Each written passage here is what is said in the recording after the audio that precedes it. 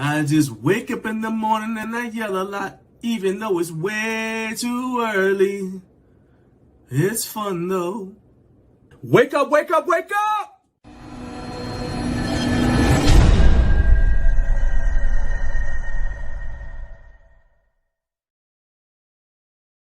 Wake up, wake up, wake up. That is right. What's up, what's up, what's up? Good morning. Thank you for getting up way too early with Garage Gym Life. I am John Greaves III.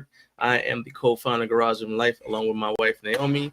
And this is one of, if not the best morning show on YouTube if you are into home gym content and home gym culture, because we give you a little bit of both for the next 3 hours. We're going to be talking about fitness-related content from a home gym perspective. We'll get your live reactions to it along the way. The only thing I need from you is to, number one, hit that like button and hit subscribe if this is your first time checking out the show. Also, if this is your first time checking out the show, thank you for giving us a shot. Go ahead, hit like, hit subscribe for me. And then the other thing I need from you guys is, if you're watching, don't lurk in the comments. I need you guys to be active in the live chat, because that's what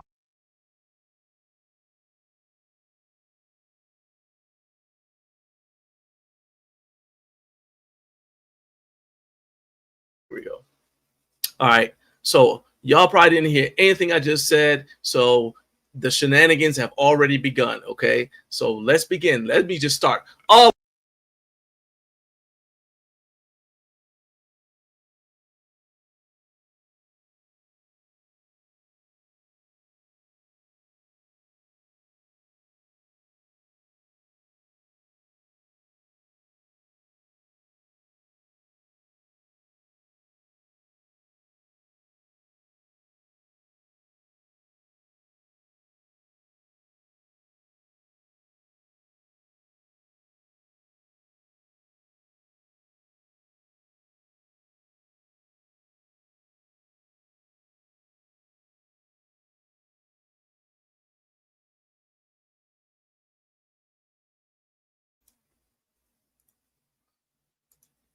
test, test, test. All right, there we go. All right, see, the shenanigans have already begun. So we may be moving recliner of rays to something related to this microphone. I tested all this stuff before the show started, and now he wants to act up. He's gonna flip my switches. What's up, y'all? I'm John Greaves III. I'm the co-founder of Garage Gym Life, and thank you for getting up way too early with Garage Gym Life. If this is your first time watching the show, I promise this sort of stuff does not happen all the time. The only reason it actually happens is, I guess, to give you guys something to laugh about in the comment section. But if this is your first time checking out the show, as I said, I had on screen earlier, please hit that like button, hit subscribe for me to help the show grow. And then also, I need to get you guys in the comment section. Make sure you are commenting in the comment section to let me know that you guys are there, because the purpose of this show, if you are into home gym culture, is to find out what matters to you guys. So we talk about the latest fitness-related content in the home workout experience. We talk to the people who make the equipment that makes it possible, and we talk to you guys as well and get your opinions along the way. So what I need you to do, if you're watching this show, is do not lurk. I need you to be active in the live chat. I need you to be talking to me. So, and then when we have a guest come on, I need you guys to be asking your questions of the guest as well, because that's what makes this show so special. That's you guys. All right. So let me tell you what's in the going to be on today's show. In the first hour, we're going to have news and other things. Then at 6:45, we're going to have a brand new recliner of rage, which looks like it may have two recliner of rage topics today. I'll tell you guys why I'm mad this week. And then in the second hour, we're going to have react and respond. And then in the third hour, Michael from Michael from the JungleGym Reviews is going to be joining the show. He's going to be giving us a sneak preview of his review, which is dropping tomorrow, of the Frankenstein uprights from Iron Bull Strength. And then he's also going to talk about the his review of the Force USA C20. He's going to give us his feedback on that. And then as well as the Force USA FTR and some other stuff. So we're going to have a really good show. Now, I see like a bunch of comments in the live chat. So let's go ahead and see who is here in the live chat today. All right, so there we go. First up, my man Carlos. Carlos, 4:28 in the morning. Y'all saw, if you were watching the trailer, you saw that I said I knew that Carlos was out there in the mean streets of Houston, Texas, and he was getting his cardio in, and that is definitely correct.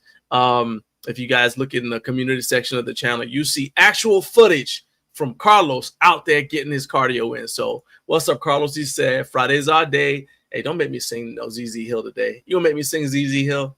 Everybody's got a holiday. Some got Christmas and New Year. But Friday is my day. I got 52 a year. Friday's my day. My day to play. Y'all know about those ZZ Hill, Carlos. Y'all know nothing about ZZ Hill. You're too young. You're too young. All right, my guy, the Kurt Locker. What's up, man? You getting up early, talking about Carlos burning the morning oil at 4:28. Kurt is up early. What's up? Chimed in here at 5:46. T-Dog 19. What's up, Trevor? He got in here at 5:50 and said third. And then, oh, look, I got Anand. Hey, what's up, man? Now, once again, every time I see you, man, I always say I need to practice how to say your name in front of you, because I've tried. You've told me before, and I apologize. You've told me before how to say it. We tried Onan, Anand, and I'm settling at Anand right now. Okay, we're at Anand, and if that's wrong, tell me, and I apologize. But I like to say people's names correctly. Equipment Exercise says morning. What's up, Cutie Pie? What's going on? Carlos is channeling Fat Albert right now. Talking about, hey, what's up, man? Eric Echo says morning, gents. Thank you, Carlos. Carlos said the mic sounds nice, then all of a sudden it wasn't. Jared Martin, come on down. What's up, Jared? Hey, man, I appreciate you tagging me in that red light therapy. I'm not interested, but thank you for thinking of me. Says, here we are again. Good morning. Equipment Exercise says, check 3. Hey, there you go. All right, so there we go. Said sound cut off. And, yep, all right, yep. Angel Lopez says, morning, I'll pull an all-nighter here, but I hit the sack after the show. Dude, I do that all the time because I'll be up. Sometimes I'm up late Thursday night for whatever reason, and then I just stay up, finish my show prep, do the show, and then I just crash after that. I can't do that today, though. I can't do that today because yesterday was National Daughters Day, and I missed the entire thing because at work, I work 12-hour shifts at night, my full-time job. And I had to work over. Somebody was out, so I had to work over. So that meant I worked 4 12-hour shifts. So when I got home Thursday morning, I was just wiped out, right? So I slept all through National Daughter Day. Now, in my defense, I did not know it was National Daughters Day because when I was growing up, we didn't have all these holidays. But National Daughters Day it was, and I missed it. So after the show, instead of crashing, instead of doing cardio, that's why I was doing cardio this morning to do the trailer, by the way. So instead of crashing after the show, I'm taking my daughter out to breakfast to celebrate belated National Daughters Day. All right. Let's see here. So you guys saying that it cut again. I'm going to assume that these are old comments because I'm looking on here and it looks like and my microphone is on. All right. Hey, Kurt, don't you talk about my bald head. My bald head increases the solar reception, okay? This whole thing's a solar panel. All right. Let's see. It said we're back. There we go. All right. Audio is clear. There we go. And Trevor said this right here is why I don't do live. Hey, you can't be scared, man. Things happen when you're live. You miss out. It's like when Bruce Lee was talking about, it's like a finger pointing to the moon. You get locked in on the finger and miss out on all that heavenly glory. I'm telling you, live is so much better than pre-recorded. Butterflies blocked my signal, Kurt said. Well, you know what time it is then. We need to restore order. That's why it's that'll take care of that. No butterfly zone. All right, let's see here. That's right. It's always more rage. Letha Cannon says, hey, from Alabama. What's up, Letha? I appreciate you checking in. I know you about to train your clients, but I appreciate you checking in from Alabama. Letha's going to be on the show soon. All right. She's one of the people who's going to be on the show. I cannot wait to let you guys find out more about her and her business. Let's see. Let's keep on. Heresy says, good morning. What's up? What's up?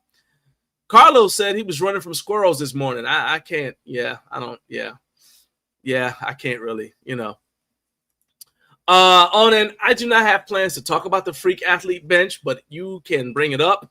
I will tell you though that Jason Benoit from Exponent Edge is going to be on the show on October 10th, I think. Let me double check if I'm making up stuff. Yes. So Jason Benoit from Exponent Edge is going to be on the show on Friday, October 10th, and he's going to actually give us the backstory about how the collaboration with Freak Athlete came about so that the ABX could come to life. So make sure you are here for that episode. Let's see here. See, this is what always happens. So I'll do like 5 different ways, right? And he'll say, well, the third way was right. I'm like, yeah, but I don't remember which way was the third way. That's what always gets me. All right, so it's on it. There we go. We'll do that. We'll go with that. All right. Okay, so that now you guys know what's going on. If you haven't already, do me a favor, hit the like button. It's completely free. Hit subscribe. Also, if you'd like to support the show, help me buy some upgraded microphones. You can do that by becoming a channel member. And all you got to do is just, if you've already subscribed, where the subscription button was, there is a join button. But you can also, I got an easy way that you can do it. You can also, if you're into QR codes, just do this. Just click that QR code that is over my right shoulder. It's, I guess, my left shoulder as you're watching it, but over my right shoulder. And just click that QR code and you'll be able to become a channel member. All right. So it's 99 cents a month, less than $12 a year. And all that money goes back into the show. Like I said, the number one thing I want to get now is a new microphone so that the sound doesn't, we don't keep on having these issues. All right. If anybody needs that link, I'll put it back up. That QR code, I'll put it back up. Let's go ahead and take it down because it is now time for our first segment. That is news and other things.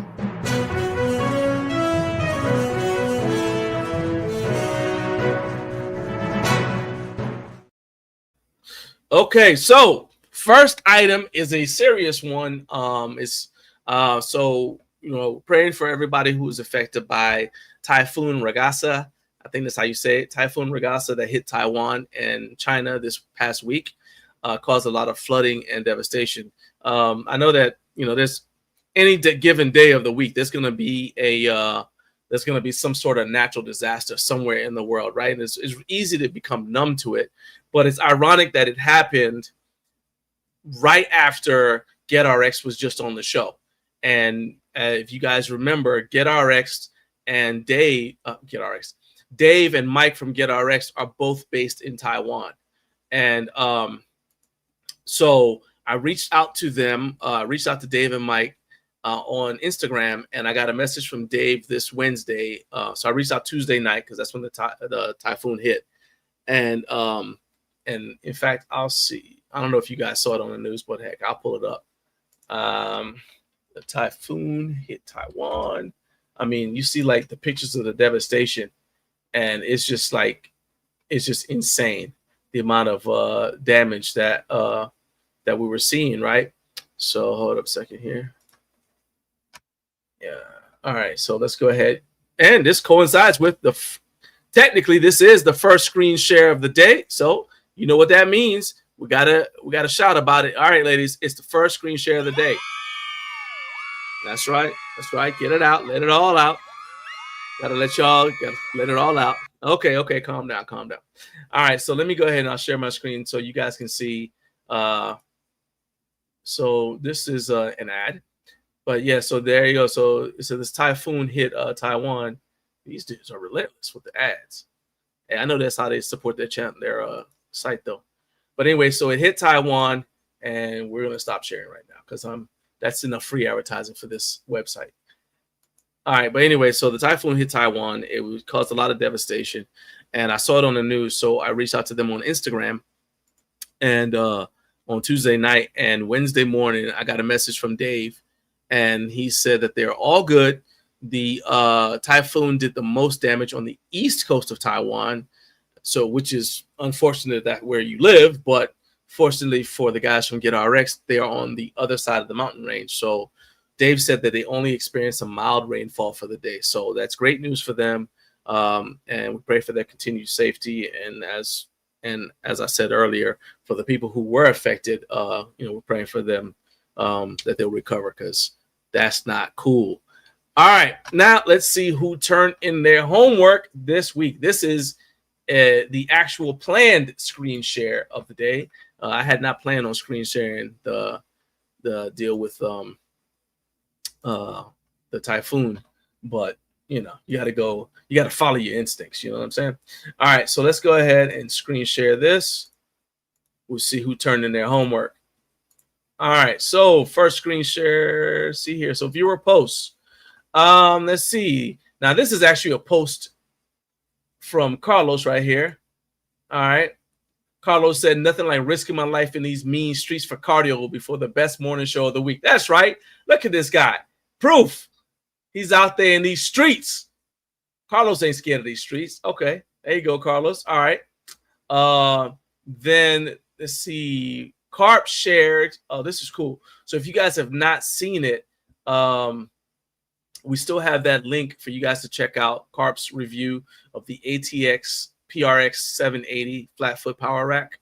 My wife and I actually watched it last week, but if you guys have not seen it, the link is right there in our community tab.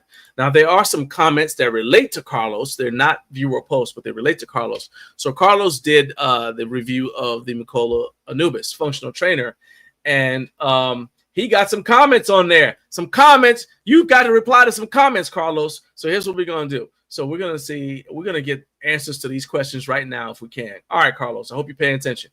Gilbert Flores, 3313 says, oh, wow, looks nice. Will this fit in my garage? I'm not sure how we're going to answer that, Gilbert, because we don't know what size garage you have, but we'll push on through.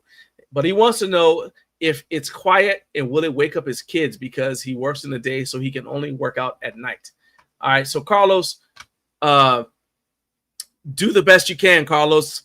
I don't really understand. Well, I sort of understand his question about the functional trainer being quiet. Some of that is going to be, based on him. If he's clanging weights, there's nothing we can do about that.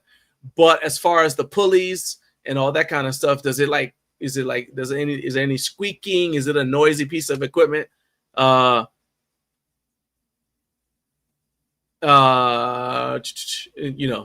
can you so can you answer that? You could tell me and I answer it for him, but if not, just go on there and answer. Yeah. And in fact, ask him, how large is your garage? People ask a lot of questions. One time, one guy asked me if something was going to be tall enough for him to do pull-ups. And I'm like, I don't know. I'll tell you all. What kind of question is that? But Mikolo, I did reach out to Mikolo and asked them if they would comment on the video as well. And they did. And they said, oh,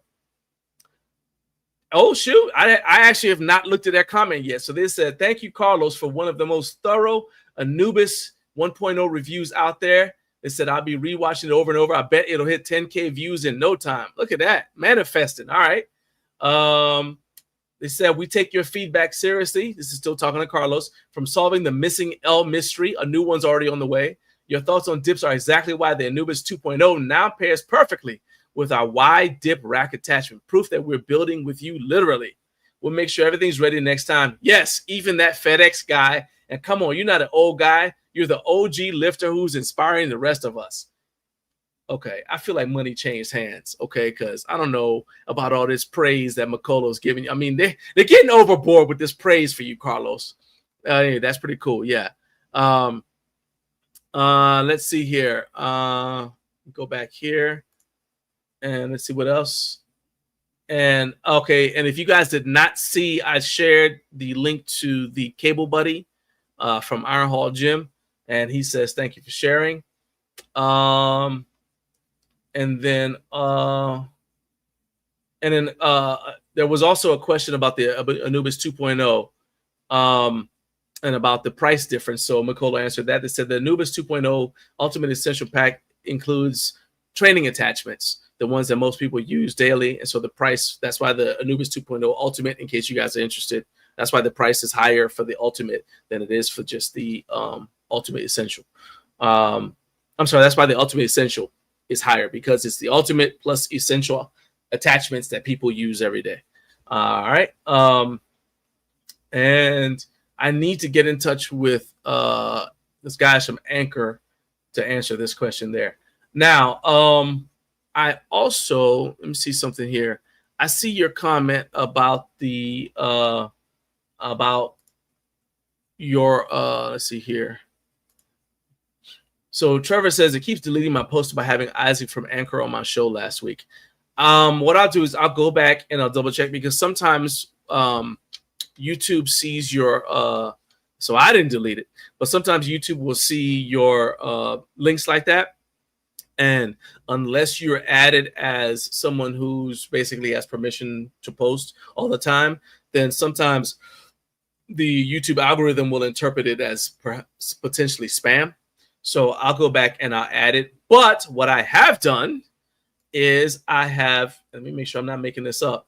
If you guys will look at the video description, yes, if you guys will look at the video description, I have actually put the link for that interview with Anchor in the description for this video.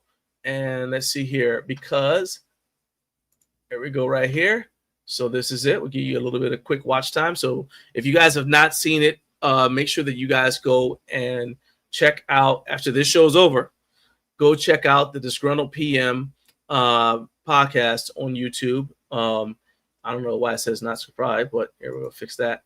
I subscribe with my other YouTube account. Anyway, so go check that out, because he interviewed Isaac from Anchor, and it's a good watch. All right. So you guys make sure you check that out. Like I said, the link to do that is in the description for this video. I'm serious. The only time I'll delete something from anybody who posted in the community section is if it's something that's got like something that doesn't fit with our channel guidelines. That's pretty much it. Including anything to do with butterflies. Those get deleted immediately. All right. I delete them before you post them. All right. Let's see here. Rob from Vintage Weights PGA says, I just watched the Anubis review yesterday. I like Carlos's rage for the uncut L in McCullough. Hey, I'm telling you. But you know what? In their defense, they said immediately, well, what they said was, let's make sure that there's not film over the L, that you remove the little plastic, whatever that comes on it. And he had, and so they are shipping Carlos a replacement logo, so it'll look good. Let's see here, and let's see, make sure I didn't miss anything. Okay, cool. All right, let's move on to the next item. All right, so I don't know if you guys a lot of you guys probably already have seen this, but Fringe Sport is having their sale right now. They're having their online garage sale. If you look on the website, it says their fall sale. So let's go ahead and go there and see what we can see about what's available. So let's see here. The Dane is on sale. Dane 2.0 is on sale. So it's like $25.19. Normally it's $27.99.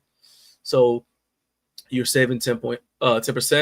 The trap bar is on sale for $2.49.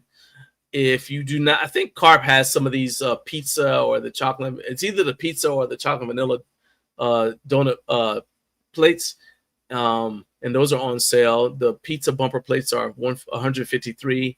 Usually they're $204, and the donut plates are $179. Normally they're $239. The Mammoth Belt Squat with the kickstand is on sale for $299. Now that's actually a pretty good deal, because normally that's $418. So if you have been holding out on getting a Mammoth Belt Squat with the kickstand, this might be your chance to jump on it, because this is actually a pretty good deal. Let's see what else you got on here. You want some bumper blade drink coasters? $10, 50% off. They're waiting for you. This is actually one of my favorite Fringe Sport products. It's this mini paperweight kettlebell. We bought some maybe 10 years ago, and we actually hang them because we're nerds. We actually hang them on our Christmas tree every Christmas. So they work well as Christmas ornaments. So that tells you like what size they are. And there you go. So do the people that Fringe Sport. So they're technically paperweights, but they actually work well as Christmas ornaments too, and they're available in red and pink, green, and blue. And this is not sponsored. I get not a dime for sending you guys here. I just think it's a cool product. Anyway, so if you guys want to check it out, make sure you go ahead and jump on that sale that is available right now. Letha said the bumper plate drink coasters would be perfect for gifts or little giveaways. Yeah, I think those things are it's like the perfect thing because they're not very expensive, and if you're shipping them to somebody, then they don't weigh a lot, so they don't cost. You can just like throw them in with something else. It's like kind of like a stocking stuffer. That's the word I was looking for. Like a good little stocking stuffer. So I always look for like little things like that, and sometimes I'll grab them and then kind of like store them away until Christmas time and just add them to whatever gift I'm sending to somebody if they're into lifting. So that's a good one. Let's see what else we have here. But the other thing I tell you is that so what I just showed you was 28% off for the belt squat with the kickstand, but there are other items that are up to 35% off, and then I just showed you, like I said, those coasters are 50% off. All right, next item is Bells of Steel is having a sale, and the items that they have on sale, they're available on pre-sale, are the Oblivion 3x3 cable tower is available on pre-sale. And let me go ahead and pull that up right here. And I know, let's see here. See if I can pull this up here. Go ahead and share my screen. See if it's on here. All right, so these are, I don't believe, so these, okay, hold up. Let me just try searching for Oblivion. There we go. All right, there we go. All right, so that actually, I'm glad that happened, because if you just go to the Bells of Steel website, I know some of y'all out there don't like to pay, don't like to use affiliate links to support people. So if you I'm just gonna help you out because I'm a good guy. So if you just go to Bells of Steel, the website, whether you're in Canada or especially if you're here in the US, and you look under cable towers, you will not see the Oblivion cable tower. You have to specifically put Oblivion cable tower in, like I just did in the search box, and then it'll pull it up. So this is a pre-order item. It'll ship by December 31st, 2025. This is 3x3. This is what they had at HomeGymCon. It's 3x3. It's got the keyhole uprights, if you guys can see there. I don't know if you guys can see that, but it's got the keyhole uprights on it.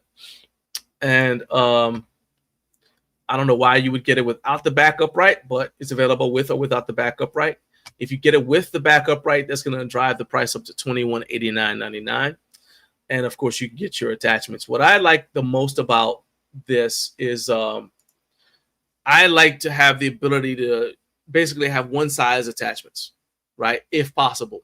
So, and what I mean by that is I don't mean like the whole 5/8 or 1 inch. That's not a problem. I'm talking about with the current cable tower that I have. So we've got the Bells of Steel single stack downstairs, but it's their original one. And so I believe that one is 60 millimeter. So the attachments that fit on that don't fit on anything else, right? And so I prefer to have everything just be 3x3 in the house. And that's why I'm pretty excited for the Oblivion to be available, because that's something that I definitely want to. That Naomi and I said that would be one of the only reasons that we would upgrade from the current Bells of Steel cable stack that we have, because we use that thing for everything. She actually uses it for more exercises than I do, but we use it for everything. Just about, and when I say everything, I mean like we use it during just about every workout. So I use it 4 days a week. I work out 4 days a week. I use it 4 days a week, and then she uses it in every one of her workouts. It's about between 3 and 4 days a week. So it gets constant use here in the house. And the only thing that would cause us to upgrade would be the Oblivion tower with the 3x3 cable tower. So we've had our eye on this, and we cannot wait for this thing to be available. But I will tell you also that it is available as a pre-sale, and we're going to make sure that we go over later on in the show. I'm going to talk about the Bells of Steel pre-sale policy, but that is something that you guys need to look at before you get any of these items that are available on pre-sale. Make sure you check out the Bells of Steel pre-sale policy.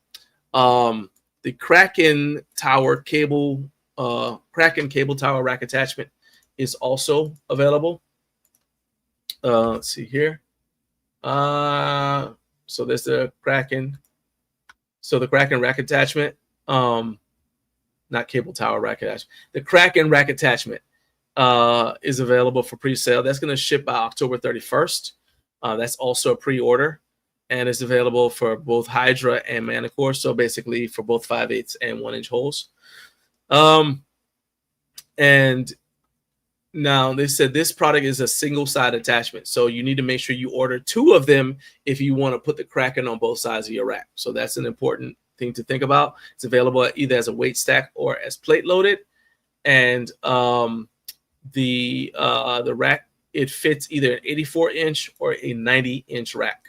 So those are your available options. Let me see what you guys have said. I have no idea about that equipment exercise, about why Mark didn't take anything to anybody. I don't know. I mean, so Carlos said that makes the Anubis look like a steel. I mean, the Anubis is a different tier of product. Let's just say like that. And you're referring to the Oblivion. The Oblivion comes in handy if you're somebody. To me, it works. Things like that work best if you have 2 people who work out at the same time and they're training for 2 different things. So if you're training together and you're both working on the same thing, then a rack like the Anubis works for you, right? Anything that's like a rack mounted functional trainer. If you're like Naomi and I are, then you need something like the Oblivion, because that will allow you to work out at the same time, but different body parts, different goals, whatever, right? And you don't get in each other's way. When we've had functional trainers in the past that were rack mounted, we constantly got in each other's way, and it got on my nerves. So, and I don't like that. So, and then especially considering that our time is really, really tight. Even despite the fact that she's got a home office, she works from home, and I work at night, so I work out in the afternoon.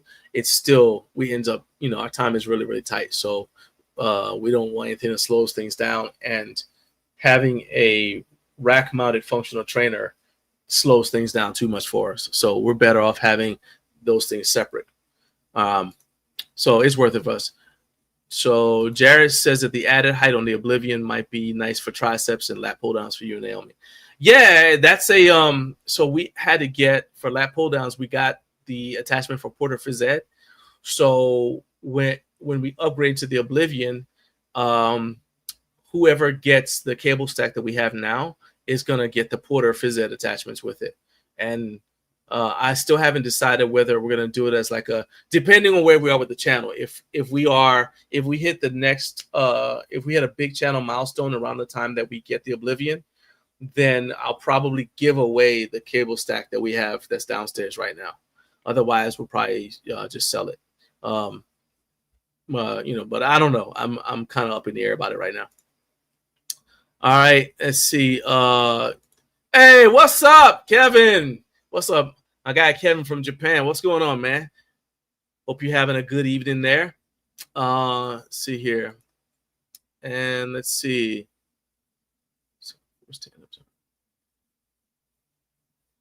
All right. And let's see. So then, all right.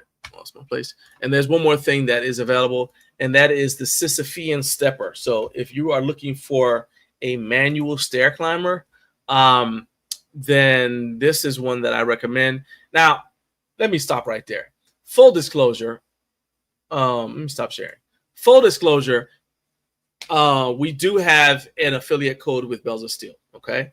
And you do support the channel if you want to use it. And if anybody wants to shop Bells of Steel for any of the products that I just mentioned, you can either click that shopping button that's in the bottom corner of this video, or you can scan that QR code that's over my shoulder right now.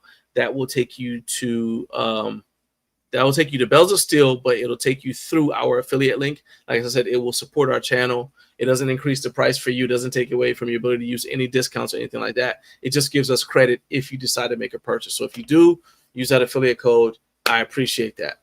That being said, the products that I see that I'm recommending or I'm letting you guys know about from Bells of Steel are, including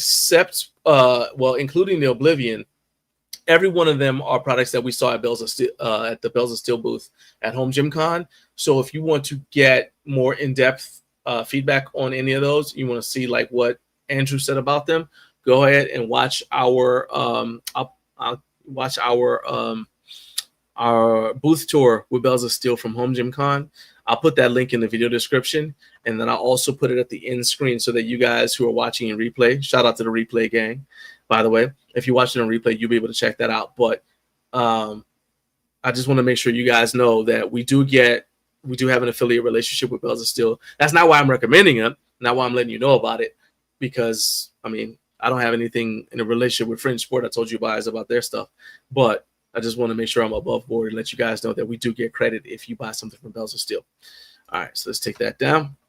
All right, anyway, now back to the Sisyphean stepper. I will say that when I saw it at HomeGymCon, what I'm thinking I really liked about it was how compact it is, and it is manual, so you don't have to worry about a power source. But when I say compact, it's not just compact, you know, in terms of the footprint. I'm talking about it actually isn't as tall as you would expect. So it fits in rooms that have a lower ceiling, and that's one of the reasons why I really liked it. All right, let's see here. Trevor says the new Force USA tower allows for 2 people at the same time. Yeah, I saw that when I was doing the research for Michael's appearance on the show. I have 0 experience with the Force USA line of well, that's not true.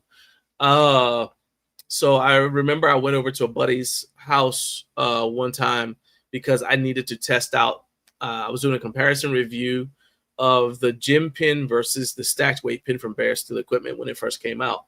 And so I didn't have a cable stack. And so I went to my buddy's house.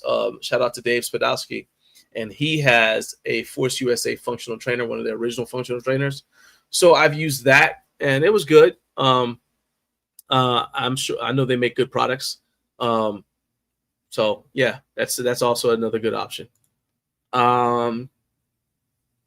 But when I was saying that I need stuff that we have the single stack separate from rack mounted, we have the single stack separate from our rack. That's what I mean. I mean, I'm not talking about something like Naomi and I don't need to be able to both use the cable stack at the same time. That's easy because all you have to do, if it's a cable stack, you just work in with each other. While she's doing her set, we just take turns.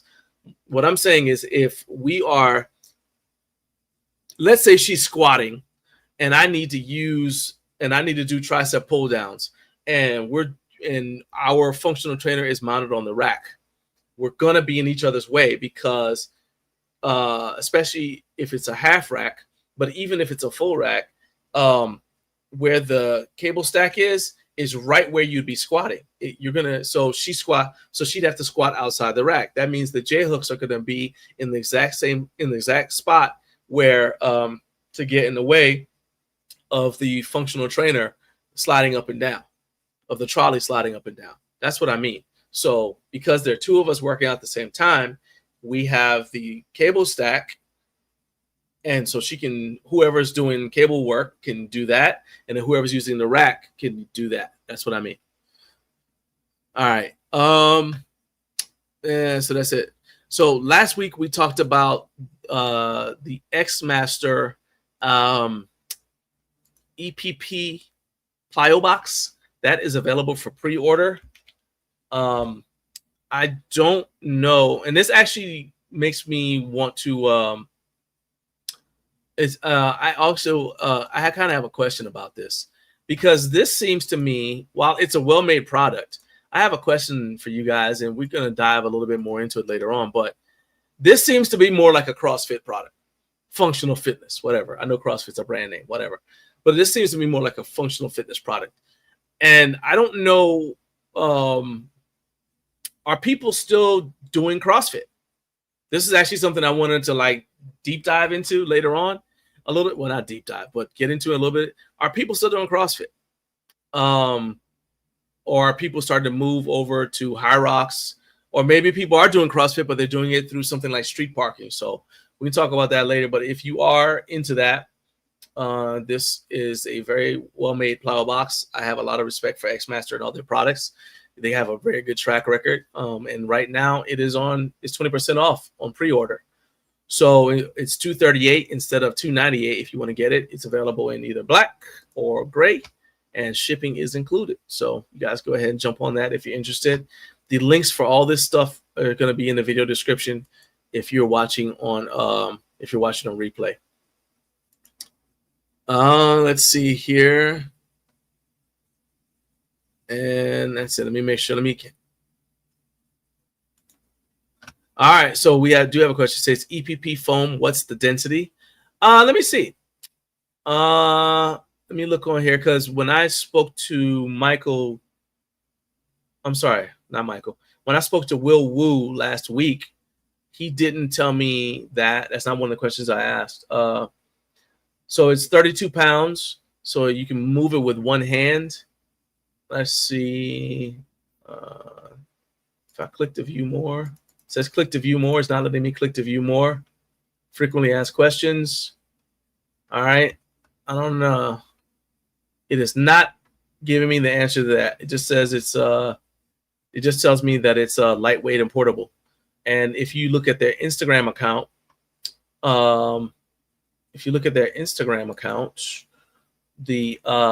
which is where I'm going right now,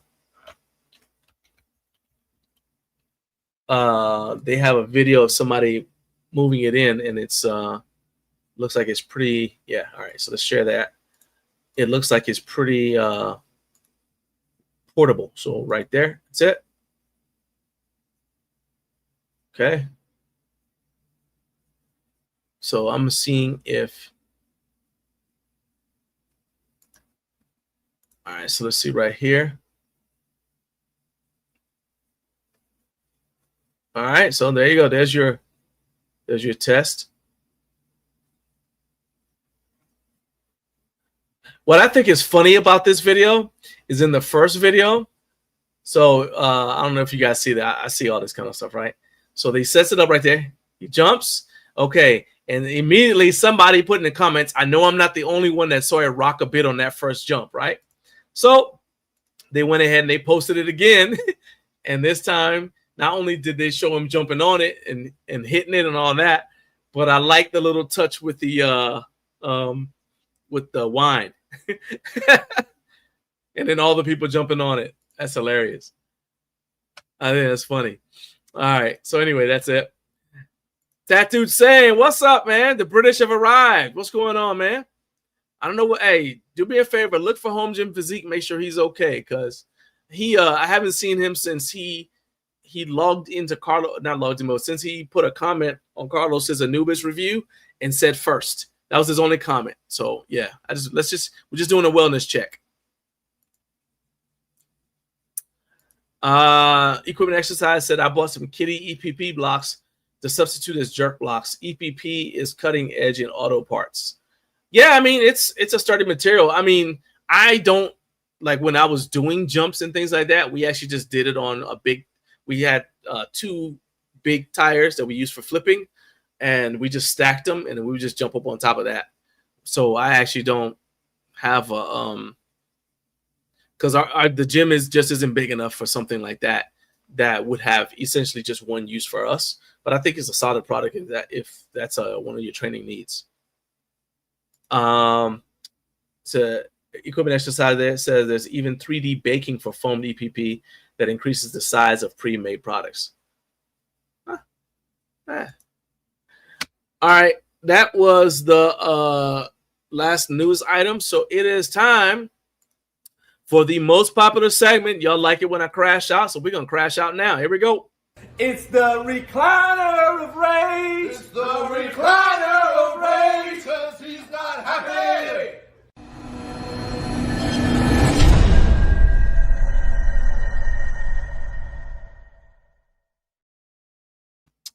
All right, so I'm not happy, okay? But you knew that. That's why you're here. And I can only be mad at myself, okay? This is my fault. It's 100% me that's at fault.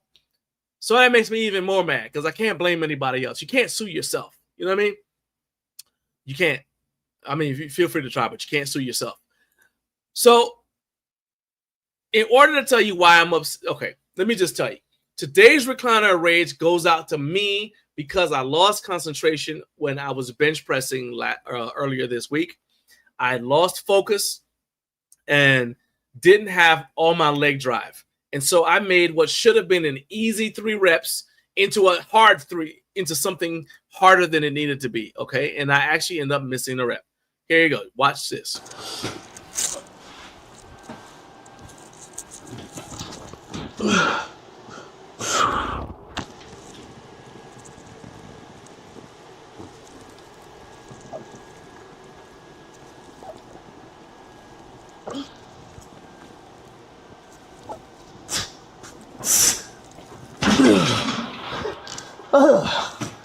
That was not cool. All right.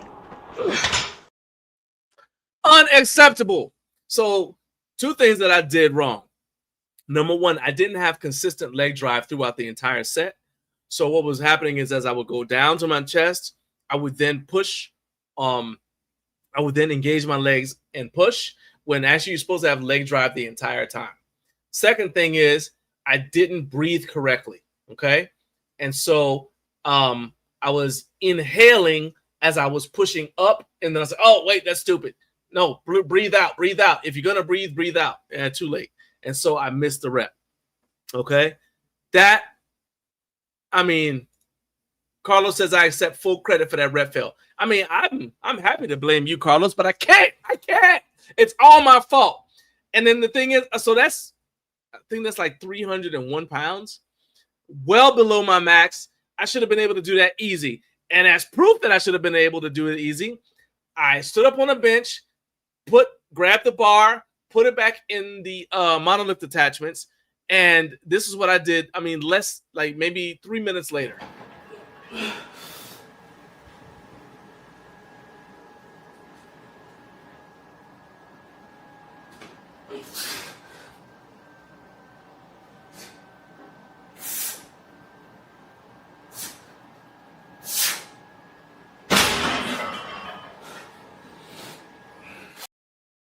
Okay, so there you go. That's better breathing. It's still a little bit sloppy, but that's better breathing. And again, the breathing, if you breathe correctly, you do it correctly, you perform the rep correctly. I cannot stand doing that. And now there are a couple of reasons why that could have happened. Number 1, because now I do a vlog for my workouts. I was talking. In fact, I don't remember what I was talking about. I don't remember, but I'll see when I have to when I do my wrap up. I'll have to go back and watch all the exercise clips. But I was talking about something, and I got more into talking about that, whatever life lesson I was trying to impart, and then I forgot my technique, and it was like my last rep. So what should have happened is I was supposed to do a set of 3 with that. Then I was supposed to go on and do some lockouts. I mean, the lockouts too hard because I used up all my energy on what should have been easy. And then I ended up not being able to actually put the bar back in the monolift attachments when I was done with the lockouts. So it was a good thing I had the safeties up for that, because otherwise the bar would have hit me directly in the face. And I had 405 for lockouts, right? So That's just annoying. I cannot stand it. I cannot stand it when I have bad technique, because first of all, whenever you have bad technique, you're essentially teaching yourself to do something the wrong way. So I can't stand it. And I can't even blame the fact that I got distracted because I was talking, because that's part of it. When you are at any sort of competition, and I am trying to get myself ready to get back on the platform, right? And so things happen. I mean, stuff happens all the time to throw you off before you get on the platform at a competition. And I'm telling you, you got to be able to say, okay, I was doing this, I was talking, like you're in a conversation. You got to be able to say, okay, hey, hold on 1 second, turn the switch on and go execute, come back and get back to it. I'm telling you, you got to be able to do it. So that's not even an excuse that I was doing something else. Your mind has to be locked in on what you're doing at the time. And instead, my mind was still on, I don't even know what else. Let's see here. Let's see. So Trevor said, this is why you always use safety spotters while benching. Yeah, I don't understand the people who like to like bench outside their rack and not have safety spotters up, spotter arms up. I mean, I ain't about that life. You want to do that, you go right ahead. It's your face. Your face, you want to make your dentist a rich man, you go right ahead. But I always have the spotter arms up. Yeah, especially if you're sure. Yeah, I ain't trying to add no shoulder tweaks, but yeah, you never know. Something could happen.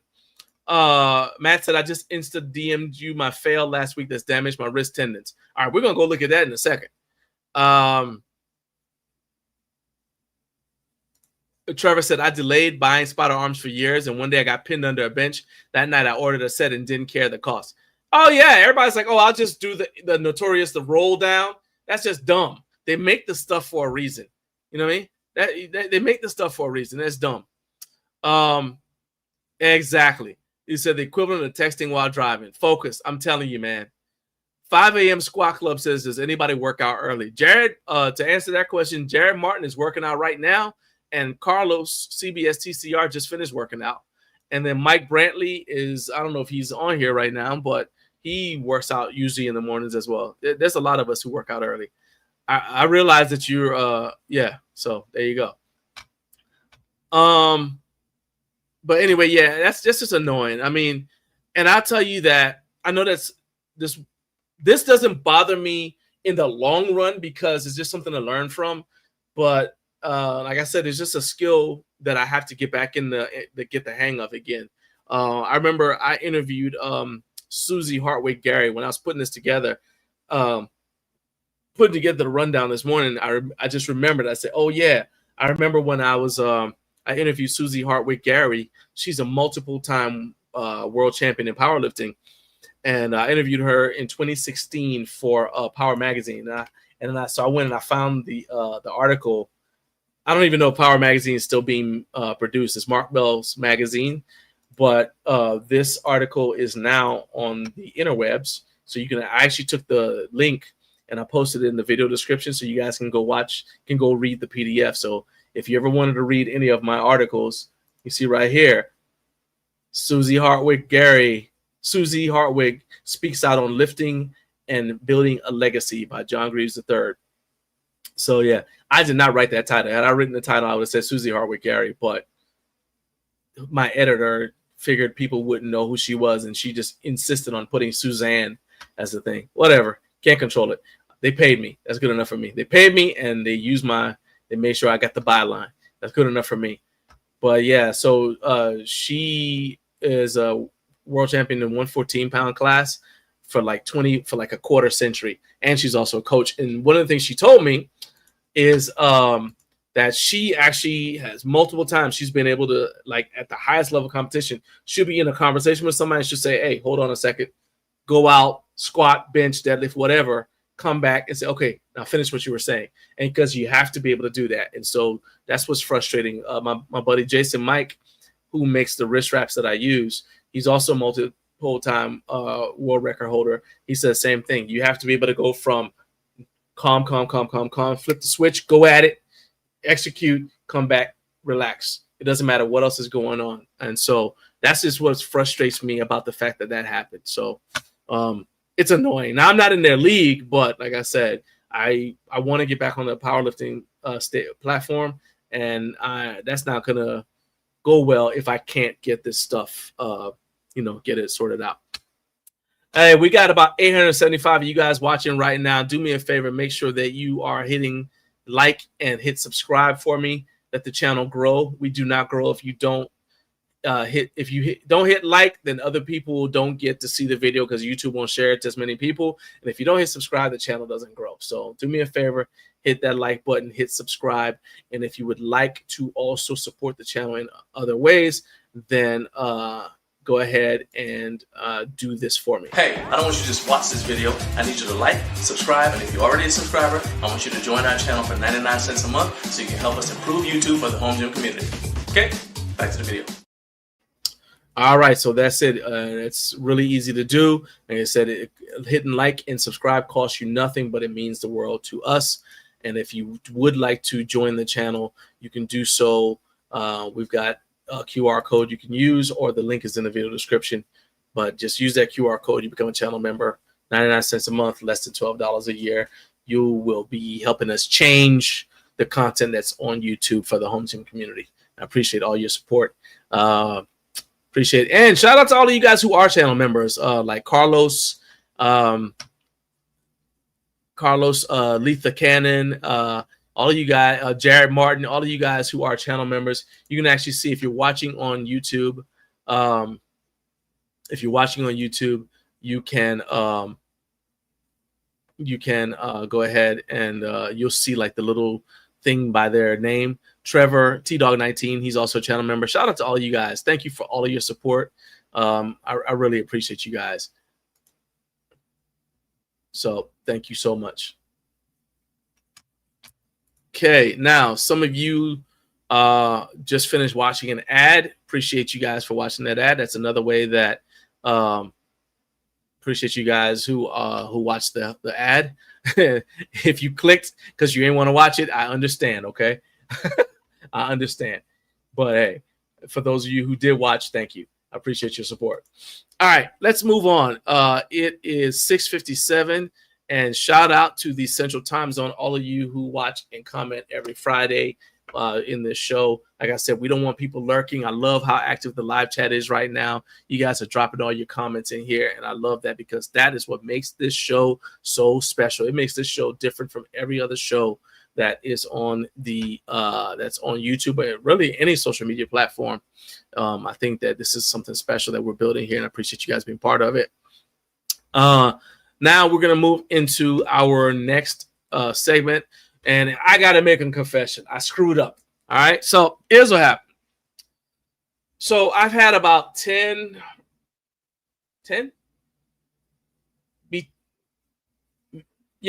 I've had about 10 people sign up to be guests on the show over the past couple of weeks, right? And I couldn't figure out how come when I went to check, how come nobody was selecting the 7 a.m. hour for today, right? And just a little bit of inside baseball, but for people who own a business, a lot of times the 7 a.m. works better for them, especially if they're in a different time zone, because they can knock it out before they go to work. Some people like to come on, especially if their business is more like a side hustle, like they have a job they have to go to, and they also have this business on the side. But, so some people like to wait till they get to their office, but a lot of people who have like a small business and it's a side hustle, they prefer to come on at like 7 o'clock before they leave to go to work, 7 o'clock Eastern, before they have to, get started with their work day. And so I was a little confused. I was like, how come nobody's selecting the time slot? And we also have people who, like Letha, for example, they train, also Ashley Romiak, they train clients. And so it's better for them if they are on the show earlier, right? Because then they'll have like a client show up after their interview's over. Well, apparently it's my fault because for some strange reason, I went and I deleted that as an available time slot for this day. So it wasn't showing up as available. Well, by the time I realized that, it was a little bit late. So I just said, you know what? that's fine. We still got more stuff we're going to react and respond to. So we're going to go ahead and do that. Hey, Ashley said, hey, I'm here and I'm listening. Hey, Ashley, I'm glad you're here because we actually have a topic that I'm going to ask you about in 3 topics from now. I'm going to be asking you a question, and then make sure you're checking it out because Michael Tabor from the JungleGym review is going to come on, and we're going to talk about what you asked me about last week about the Force USA C20. So we're going to talk about that, and I want to get your thoughts and feedback on it if possible. So let's go here. All right. Let's see. And so here we go. So Letha said, or the question, she's busy training. So she's working out and training early down south. That's right. So Letha Cannon is training 5 a.m. squat club. She's training right now. Let's see. Let's see here. Oh, this has nothing to do with anything, Ashley, but Naomi is a huge fan of pumpkin spice, but I am not. And so I basically, when you said on Instagram that you don't like pumpkin spice, I just used that as all the validation I needed. So thank you. Appreciate you. All right. Like I said, that's got nothing to do with anything. All right. So let's go ahead and let's clean up some of the stuff here. Let's talk about the first thing. So first thing is we just got this thing. I thought I had it closer, but my arm's not that long. Hang on a second.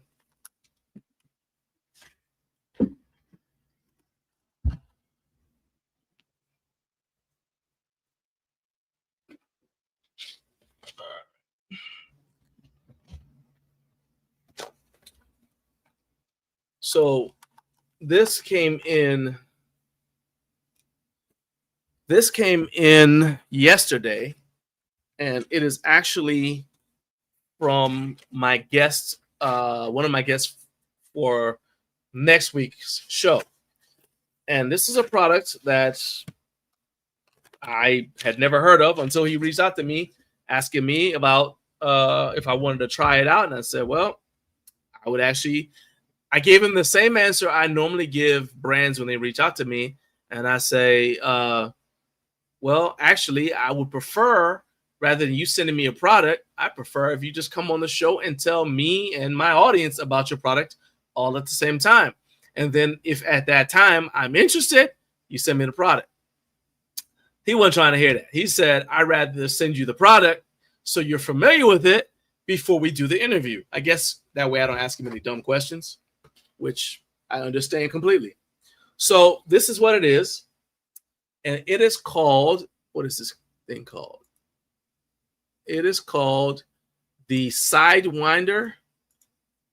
Let's see here. It's the Sidewinder Revolution 2.0. So this thing is a grip training device. All right.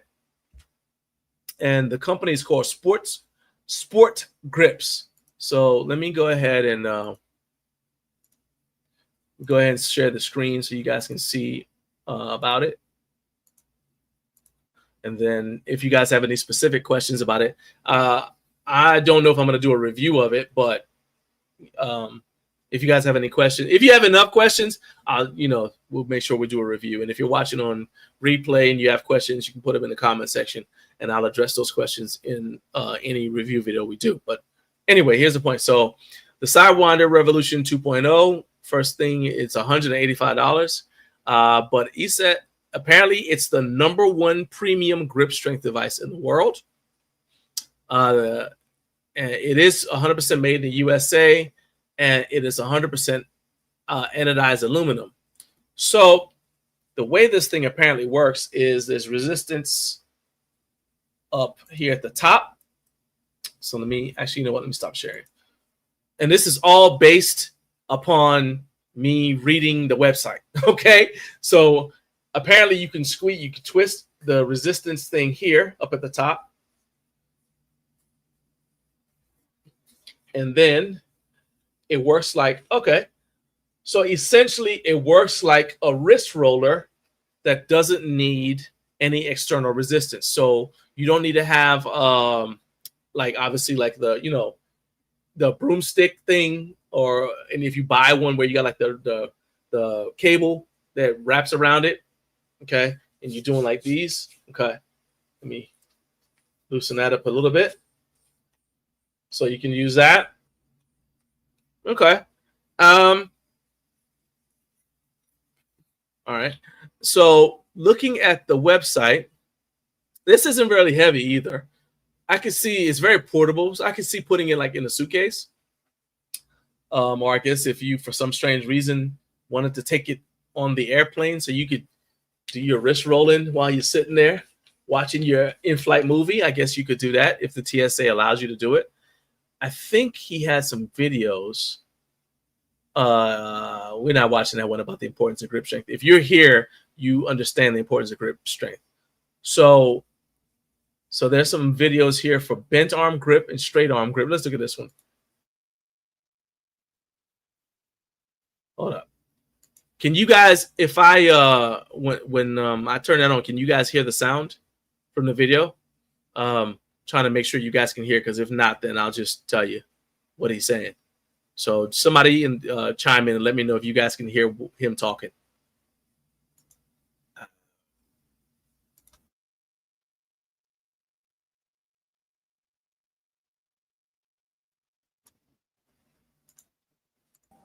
All right, so let me back up a little bit. You're going to adjust the resistance. You're going to then lift your arms up, keeping them extended, and you're going to then perform the exercise.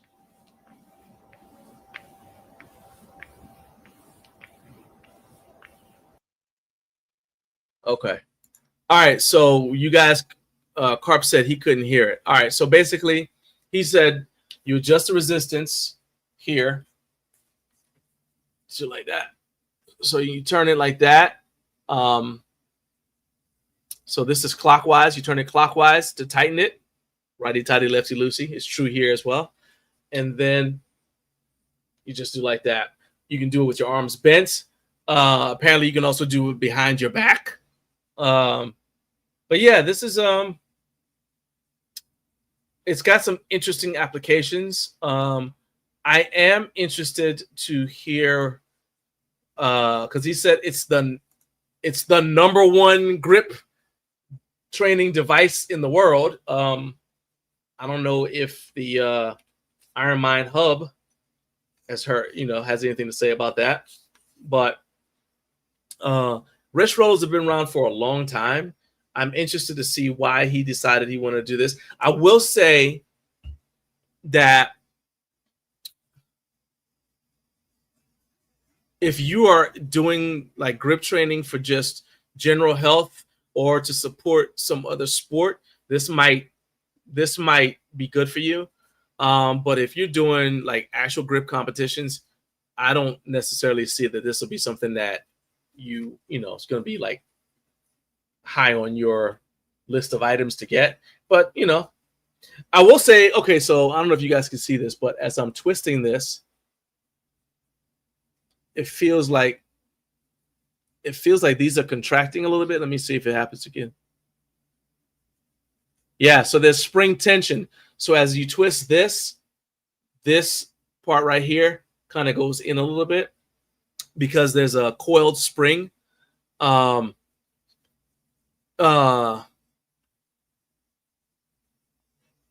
so Carp, you were able to hear it. Okay, there you go. Good. I'm glad you were able to hear it. Eric said, yeah, all the big grip people I know have never even looked at that tool. That's what I'm saying. I didn't even know you were about to say that when I was saying the thing about I don't see this being a big game changer for you if you do grip sport. And in fact, I would say one thing that I don't see a lot of is people making products to train extension for your fingers, because we get a lot of this all of the time.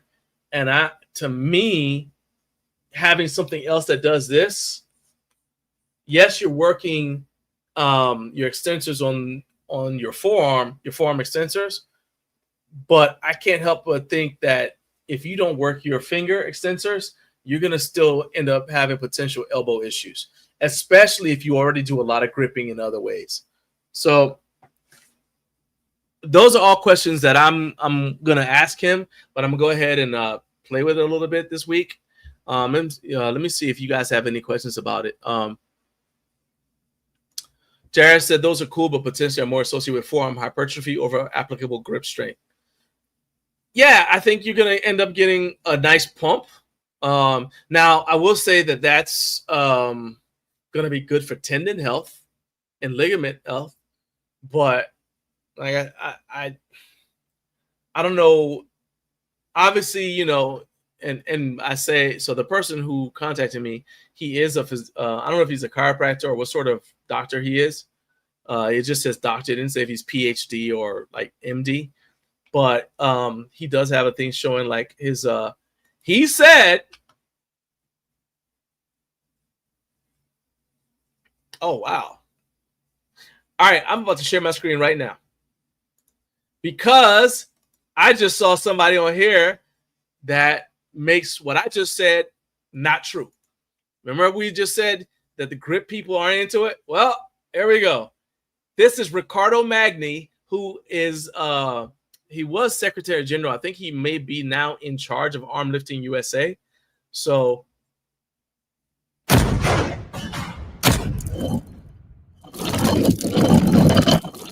that's very aggressive. All right, let's see what Ricardo says. When I have the opportunity. And I've got something that I think is really unique. I've never seen this before. So what I'm holding here is the Revolution 2.0 from SportGrips. And it's available at sportgrips.com and gripstrength.com. And what this is, it seems kind of simple. We've all seen a wrist roller, right? And it's independent, and there's other ones that are independent. But the cool thing is it's got this spring.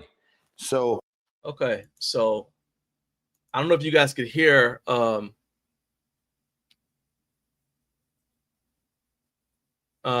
yeah. So I don't know if you guys could hear Ricardo say that.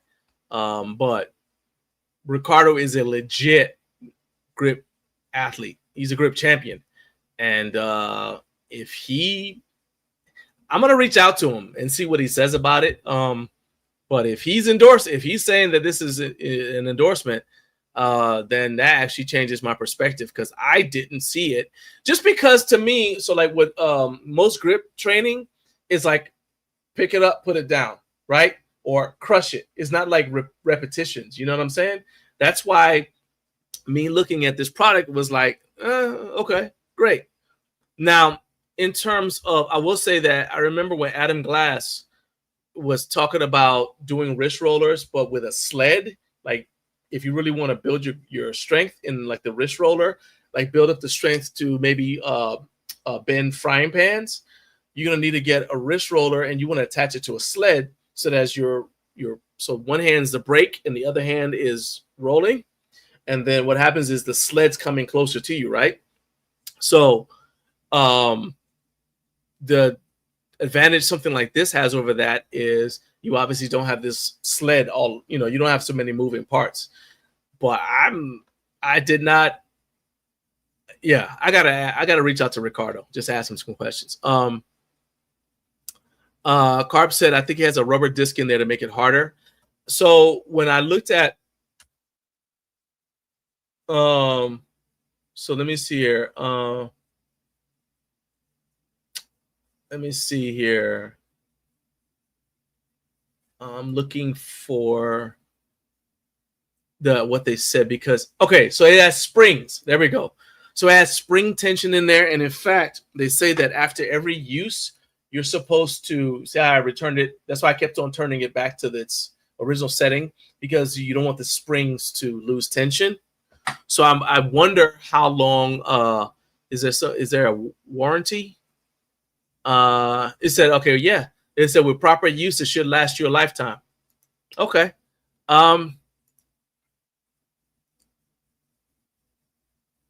Equipment exercise says get a thick dowel, grip really hard with your left hand and twist with the right. Do the opposite and your own friction provides the variable twist resistance. Yes, but then you are the limiting factor in getting stronger. Eric said this looks more like a more expensive TheraBar for rehab. And Carp said that's if not, that's how Gripzilla works. And so Gripzilla has a rubber insert, I guess. Equipment exercise said Eric's right about the TheraBar. That was a flues. And I think PTs were doing towel twists in the 50s. I mean, yeah, sure.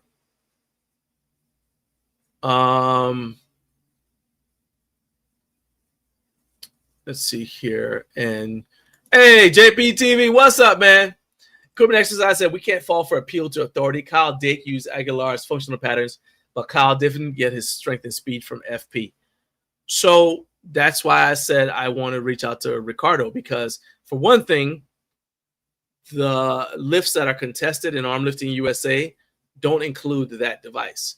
But what I'm wondering is whether or not he thinks that it has use in terms of keeping you healthy, because there is a lot of overuse especially with grip athletes, because they're doing this. There's a lot of gripping repetitive motion. So like I said, I'm going to reach out to Ricardo and just see what he says about it. But just because it depends on how, obviously I'm not about to play the entire video here, because one, I'm not going to take their content, and two, it's not the Arm Lifting USA show, it's my show. But I am going to go back and watch that video, because I'm curious to see how Ricardo recommends it be used. I respect his opinion. So yeah.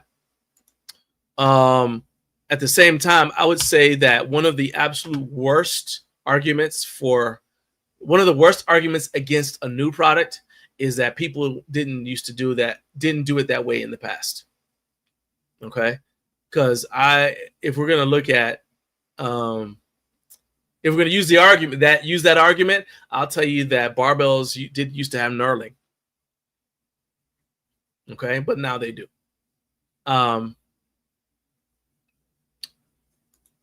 Eric said that looked more like an unboxing video than a full-on review. Yeah. Spencer from the HomeGymHub. What's up, my man? He has arrived. Same with George St. Pierre and the Base Blocks Air Machine. Yeah, like I said, it depends on how and why what they use it for. That's gonna be the thing. So yeah, I want to see what Ricardo says. I hadn't talked to him in a minute anyway, so it'd be good to talk to him. And Jared Martin says the HomeGymHub spreading home gym fame. Yeah, man. Always good to have my guy Spencer here. And equipment exercise, I said, I agree, John. Would be good to hear what he says. Yeah, I just want to see what he says, because he actually might use it for something that I'm not even, because obviously I haven't finished watching the video, but he might be using it for something that I'd never even considered. So yeah, I'm interested to see what Ricardo says. All right. Oh, okay. So HomeGymHub says congrats on 300. So he told me that for what you guys, in case you guys want to. So before Home Gym Con, Spencer asked me if I would submit our home gym as one of the home gyms that he could feature. And so looks like, and he told me that it was going to be up. So I see your video, Matt. And let's see here. And I promised that if he go ahead and put it on the show. So here we go. Let's go ahead. And if you guys want to see this, I'll go ahead and I'll share this. But go ahead and make sure you guys go check out the HomeGymHub on Instagram. But yeah, so that's essentially our home gym. There's the aforementioned Bells of Steel cable tower. It's the Freak Athlete. We've actually moved some stuff around since this video was shot. You know how home gym goes. You're always moving stuff around.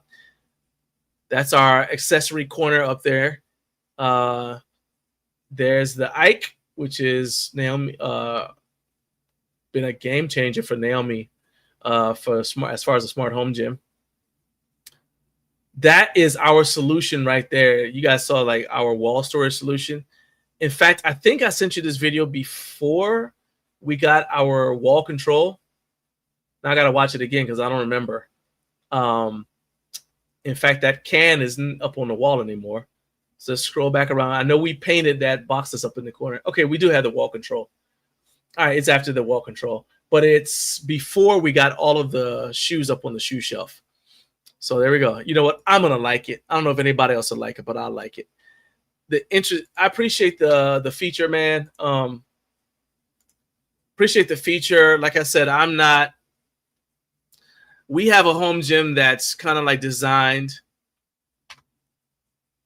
Yeah, that's Spencer said at Home Gym Con there. Yeah, there's definitely several changes. There's going to be some more this year too.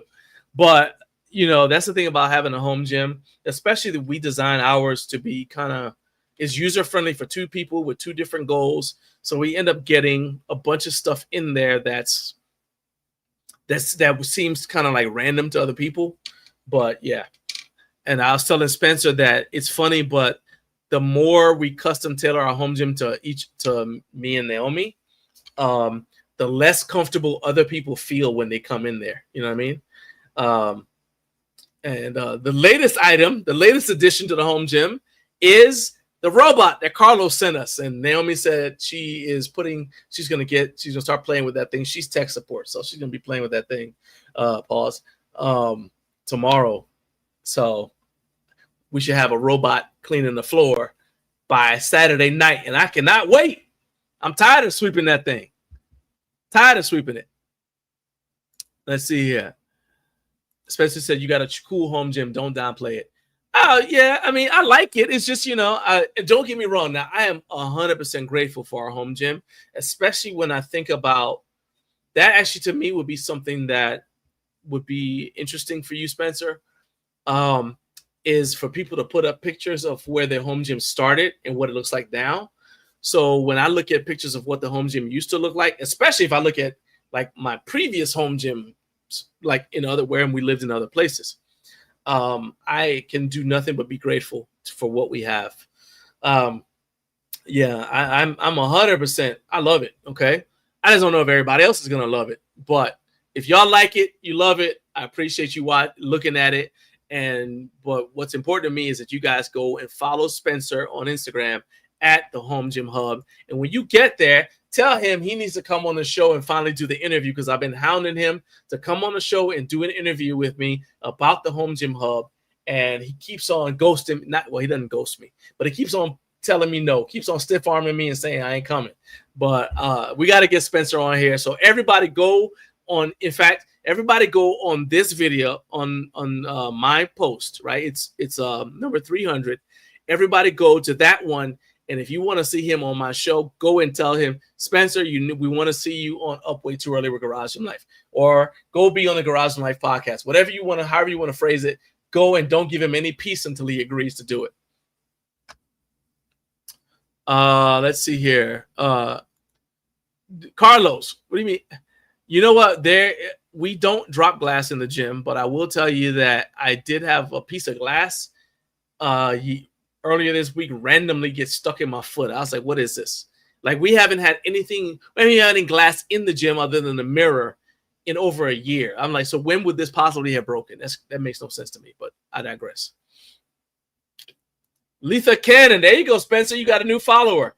Letha said, just started following the Home Gym Hub, and I'm loving all the things that have been shared. I'm telling you, it's a great space. Letha, you need to make sure you get your space on there too, because you got a nice space, especially with all the cool stuff that you just got.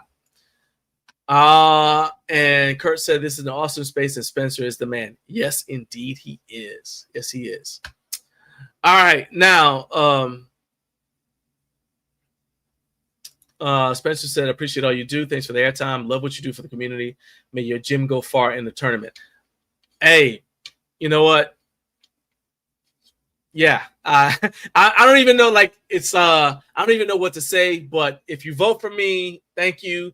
But what I care about most of it is that you guys follow Spencer, because I think that he's doing a great thing, getting a lot of people involved in the community on Instagram. And I think that's 100. And that to me is the number one reason why I agreed to do it. So I appreciate all you guys.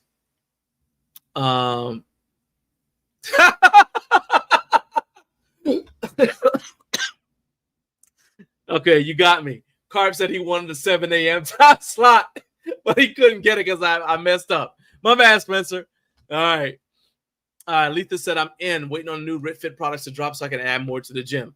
They got some stuff coming out. I cannot wait. We have actually some more RitFit stuff coming as well. So yeah, we just got this is kind of random, but we just got a set of 45-pound bumper plates, the pink bumper plates for them, because we had every size 10s through 35 for Naomi, and we actually even had the American flag plates in 35s for Naomi.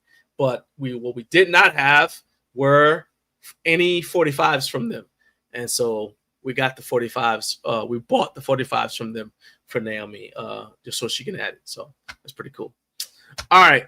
Now, this is something I want to make sure we don't run out of time for, and that is to talk about the Bells of Steel pre-sale policy.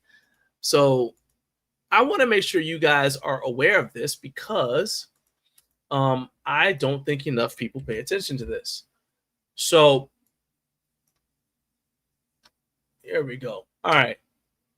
So this is kind of similar to what the thing that I was talking to you guys about a while back, where I said you guys needed to, when we're talking about warranties, and I said you need to know what the parameters of the warranty is. It's like, yeah, it might be a lifetime warranty, but how does it actually work? Do they make you pay to ship your stuff back to them?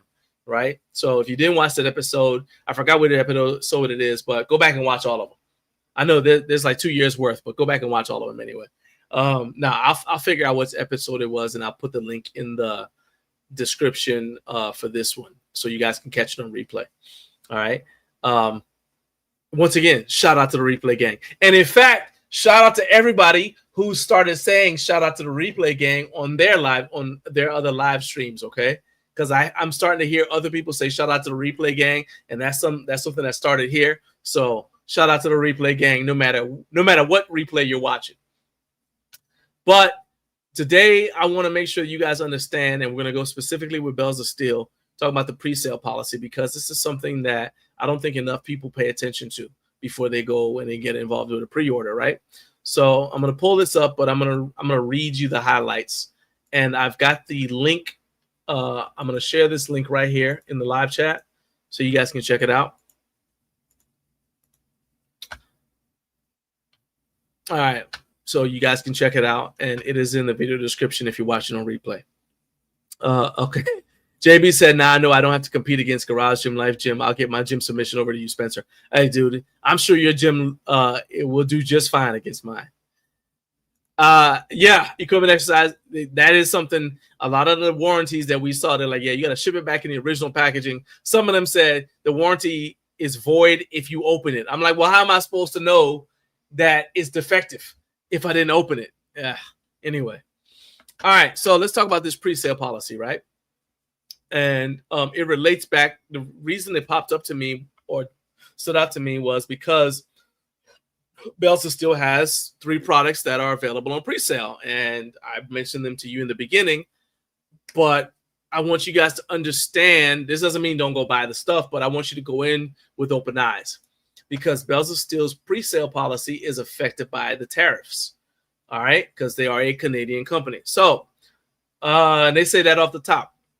Say at Bells of Steel, we want to make pre-sales as smooth and transparent as possible, because international tariff rates can change unexpectedly. We've established this policy to ensure fairness for the customers.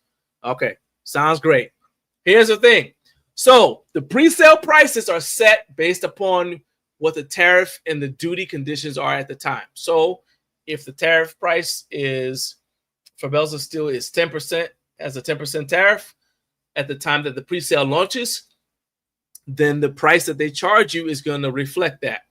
Now, I remember when they used to have they used to show the tariff pricing in the price, but people kept saying that was confusing. I'm not sure why it was confusing, but they said it was confusing, so they took that away. So now you just need to, this makes it even more important that you are aware of their pre-sale pricing before you buy something. All right. And I got to say, shout out to Bells of Steel for even putting this policy up there on their website, because I don't see this on every website. Okay. I'm not calling anybody out. I'm just saying that when I go to a lot of different websites and they have pre-sales, and I don't see a visible pre-sale policy that's posted. Okay. So shout out to Bells of Steel for the transparency. That's just another reason why I like to support them. But anyway, So basically, they said that they set the pre-sale price based upon what the tariff and duty conditions are at the time the pre-sale launches, and they try not to make any price changes until after the launch. But because tariffs they said they try not to make price changes after launch, right? So, but because tariffs can change, pre-sale prices can be adjusted because of the tariff, right? So let's say, but they said that if there's a change in tariff prices, they'll keep the price in effect for a commercially reasonable time after the adjustment, depending on what the state consumer protection law is, right? So how that works is if the effective tariff rate increases by 30 percentage points or more between the pre-sale launch and when the goods clear customs, based upon the declared value of the goods, then the pre-sale price per unit will be adjusted upward by the added tariff cost. Okay, so basically, if you buy something on pre-sale, then the tariff changes and it goes up by 30% or more. The pre-sale price will be adjusted upward to reflect that additional 30%. If the tariffs go down by 30% or more, right? So you order on pre-sale, and then tariffs go down by 30% or more, then the pre-sale price is going to be adjusted down. Okay. Now, what are your options? If there's an increase, you're going to get an email. You can then accept the adjusted price because it's going to be higher, and you can keep your pre-sale order. Or you can decline the increase. You get a 100% refund of what you've already paid. Plus, Bells of Steel will give you a $50 discount code for a future order just to say thank you for your patience. Sorry for the inconvenience. However, if you don't respond, this is why when you make an order, you need to make sure that you add Bells of Steel. I add them to my contact. If I make an order, I add that company to my contact list so that the emails don't end up in spam, because you can always just remove them once you get the thing that you ordered, right? And the reason that's important is because if they email you to tell you, hey, there's been a price increase, and you don't respond within 3 weeks of the pre-sale ship by date, you get one more reminder notice, and then you get a refund, but you don't get your stuff. If the price goes down, then by 30 percentage points or more, then they're going to automatically refund the savings to anybody who pre-ordered the product. All right, and so that's pretty much the extent of the tariff policy. I don't know about you guys, but I think that level of transparency is outstanding. They're telling you up front, hey, we have tariffs that affect our prices, and we're telling you what this pre-sale price is. If there's a change and we can't do anything about it, we're going to have to increase the price, but we'll at least let you know and give you the option of either paying the difference or getting a refund and a $50 gift card. Spencer, HomeGymHub, said this is actually really good customer service in Bells of Steel. Almost 30% is a lot of cost for them to eat to honor their sale price. Yes, 100%. 30% or more, that would be crazy. That would dig into their margins. And you do too much of that, that's how you end up going out of business. Spencer said, I'd imagine the margins are much higher than that. So they're essentially saying they will honor it until they start losing money. Exactly. That's what 100%. Equipment Exercise said 30% is my base margin. Kayvon is losing his cookies. I don't know what the second sentence means, but yeah, I'm telling you, for a brand to honor a sale price and eat a 30% loss, I wouldn't expect them to do that, because you want the brand to stay in business so they can keep making stuff, right? More than that, you got to think, if profits start going down, now they got to start laying people off. They start laying people off. That affects the customer service. It affects how quickly the products can be produced and shipped to be put in the warehouse to be available. It affects order pricing. Or order processing. Obviously I want to save money where I can, but I'm not trying to have a company go out of business trying to keep me happy with pricing, if that makes sense. So I put that information in like I said, I put it in the video Pretty sure I put it in the video description already, but just in case, let me make sure. And I did not. All right, so let me do that right now. Copy it. All right.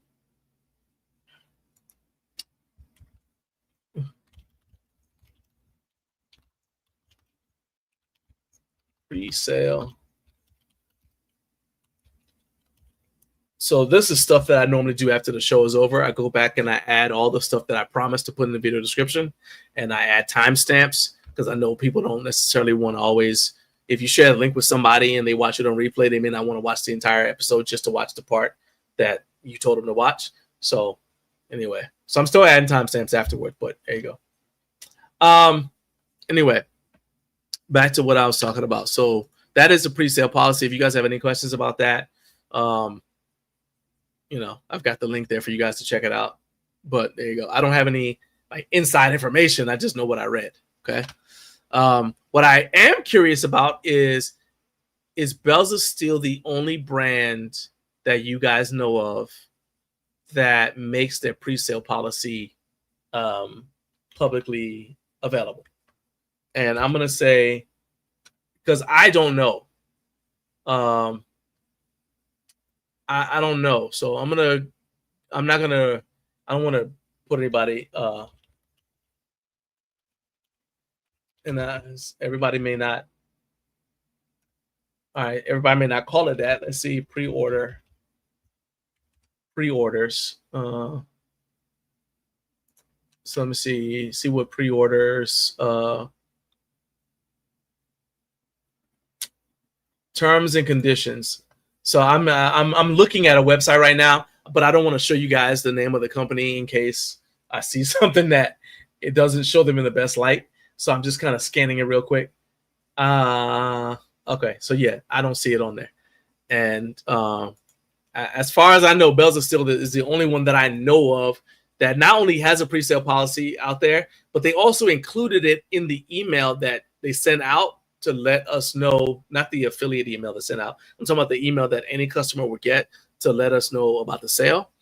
As far as I know, they're the only ones that do that, but potentially, yeah. It could be an exercise. I remember Peter Keller putting out a video about tariffs. Yeah, Peter was on the show talking about tariffs. I'm talking about a policy like letting you know, because think about how many companies do pre-orders, right? How many companies do you know that do pre-orders also let you know that there may be price increases or price changes depending on, you know, like, or that tell you like the parameters of the pre-order. You know what I'm saying? That's what I mean. I've never seen that from anywhere else. At most, it'll say, you know, this is a pre-order, and it'll say something like while supplies last, or it may tell you like when it's going to ship, but it doesn't tell you anything about like returns or anything like that from pre-orders or whatever. Like, what if you change your mind, for example, before, and you say, I decided I don't want to buy this thing before your pre-order arrives. A lot of times you basically have to wait. A lot of times you have to call them to cancel. And then sometimes you got to wait, like the thing shows up and then you have to ship it back in the original packaging to get a refund, a full refund. And sometimes you don't even get that because they'll charge you a restocking fee. So that's what I'm saying. Like, this is, to me, this is something I've never seen. All right. Hey, no fake 24/7. Checking in. What's up, man? Glad you're here, man. Hey, HomeGym Physique. Yeah, we did a wellness check. We didn't know if you were okay. I told Tattoo saying to go look in on you, make sure you're all right. After you said you were first on Carlos's Anubis review. He said no fake. Bruce Willis from Die Hard is here. Yeah. Yeah, Matt says, yeah, normally you just get something that says price subject to change as an easy legal loophole. This is the first time I've ever seen a policy outlined in detail like that. And I applaud them for their transparency. Let's see here. Bulletproof Fitness. JBTV said Bulletproof Fitness is pretty good on pre-order communication. They let you swap out one pre-order for another if you see something drop that you wanted more than what you originally pre-ordered. Yeah, but is he offering a refund? These guys said they give you a full refund. And like, if they email you and tell you that the price went up and they don't hear from you, they're going to refund you. Like, they don't default and say, well, we'll send it to you anyway and just charge you. They're going to refund your money. That's just different. And I like that. Pre-orders are a trap. Changed my mind. Let me tell you a quick pre-order story. I ordered a product. The product came to my house. I opened it up, used it. I had some things that I didn't like about it. And I noticed that a similar product connected to that company had just come out. And it was the exact same price as what I ordered on pre-order. So I lived my entire life up to that point without the product. So had I known ahead of time that they were coming out with something, that there was going to be something similar that would do the job better, I would have waited and ordered that instead of what I did order. So that's my pre-order story.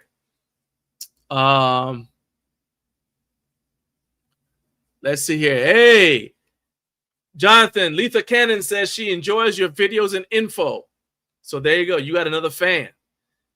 That's what got you living that champagne lifestyle.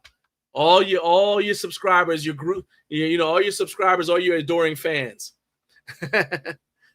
Letha's good people. And in fact, I'm one of your adoring fans. All right. I'm just grateful that you graced us with your presence. All right. Next item. We got a little bit of time. What did you guys think of the DragonFly unveiling on Instagram? Jonathan said, hold up. Jonathan said, Rep lets you cancel pre-orders with a phone call with no fees. Okay. Spencer said pre-orders are great for a lot of things, but they're terrible for the fitness industry. They only benefit the company. Well, yeah. Because I get it, man. It's like you don't know if it's a brand new product, you don't know how much to make. And then what if it's something that doesn't sell? Now you got a warehouse full of this stuff that it turns out nobody wanted. So I understand the pre-order thing. I don't do it a lot, but I understand it. JB said, I got a free pair of handles on my pre-ordered Rep Open Trap Bar, thanks to a No Fate video saying they would send you handles of your choice. Hey, that's the dude, man. Jonathan said, I'm just over here popping bottles and kissing models. I told y'all, man, he's a celebrity. Jonathan said, I stole someone's power rack and I'm displaying it in tomorrow's video. Well, there you go. And now we know a video's dropping. Look at that. Breaking news right here. Breaking news right here. You know what? Just for that, just because it's breaking news, that's it.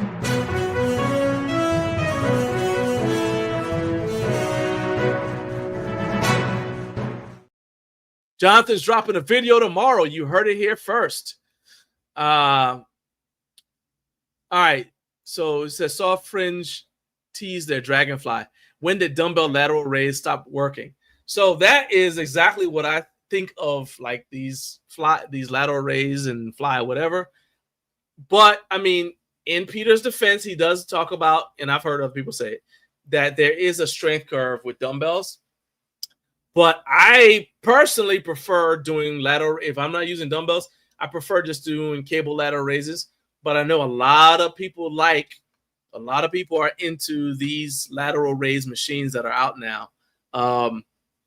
Like I said, let me see if I can't pull this thing up here. I'm not going to pull up the entire thing, but see here. So this is Peter's. If you guys didn't get to see it, the link is in the description for this video, so you guys can check out Peter's entire presentation.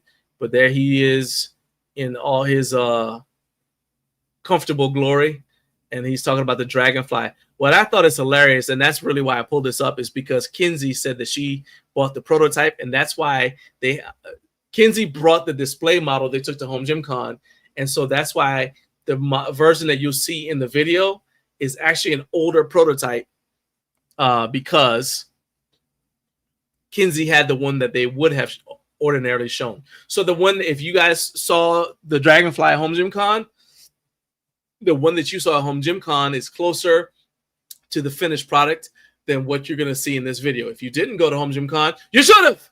Now, if you didn't go to Home Gym Con, then what you're looking at here is an older model that's got at least 2 advancements, because it's got the version they took to Home Gym Con, and then they've got another version that they updated based upon feedback that they got from Home Gym Con.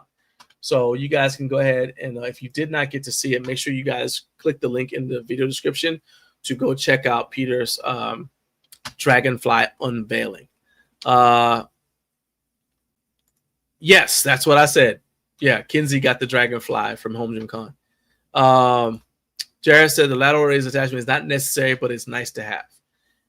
Yeah, I mean, I figured that it fits in that category. It's one of those things where it's like, you can't explain to anybody why you need to have it. You either see it and you're like, oh man, that's cool, or you're like, why do you need that? And if you're in the why do you need that camp, you know, there's no convincing you. It's just, you know, I just like to tell people, hey, this is available. If you want it, buy it. If you don't, hey. Oh, okay. That's good intel. JB, do me a favor and grab that link to Kinsey's video on the DragonFly and post it in the live chat, and then I will post it in the replay. In the video description, in this video's description, so the replay gang can watch it. Appreciate. That's right. That's a good reminder. All right, now we've got here. This is something to just throw out here. I'm not trying to cause any trouble. Okay. And Naomi says, anytime I say that, I'm about to say something that's going to cause trouble. But all I want to know is, for those of you who went to Force USA, so I know Ashley went out to Force USA in Utah. But for those of you who went out there, and who were at Home Gym Con, so you had to have done both. You had to have been at Home Gym Con, and you had to have seen the ATX booth at Home Gym Con. And you had to have seen this thing from Force USA that I'm about to bring up. But is the Force USA sliding bench just an updated version of the ATX multi-bench?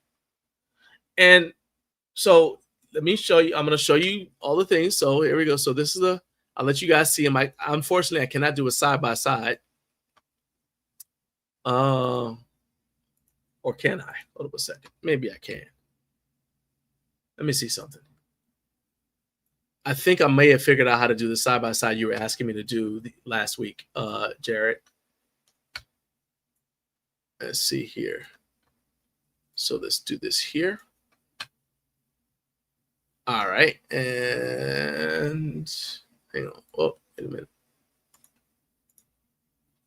Hang on 1 second. I think I got it. I think I can do it. It's taking me just a little bit of maneuvering. All right. So let's try this. So we're going to share the screen this way. Window.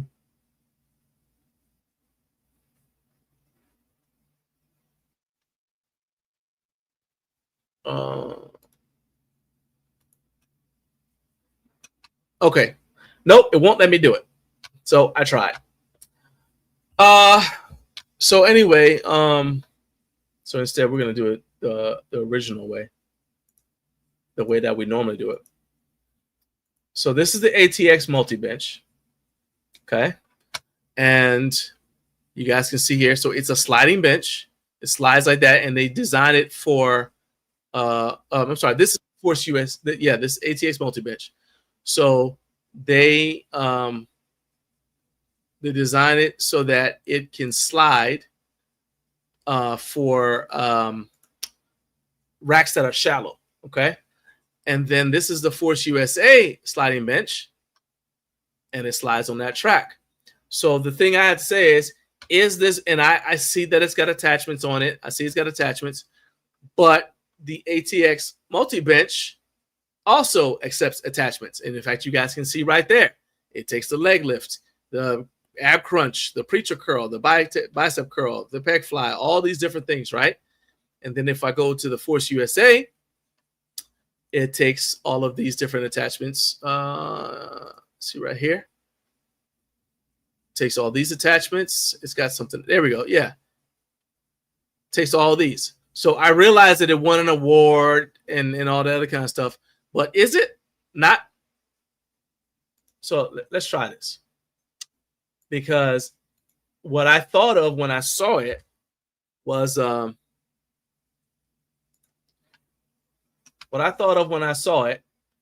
this. And let me go ahead and I'm going to share my screen.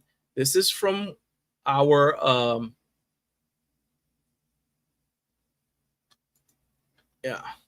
this is what I saw, what I remember when we did the ATX booth tour and we saw this bench, right?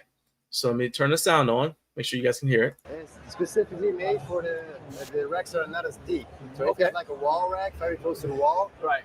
if you want to do a shoulder press, you cannot get the bench far enough Right. in. Oh yeah. So this one, it just slides back all the way, including the seat. So you can have you can have your wall here and still So use it. even on the functional trainer like this, you have plenty of Yes, I like it's that. specifically for the compact racks. Okay. So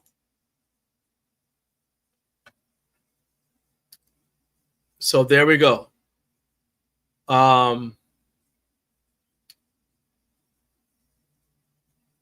Let's see here. All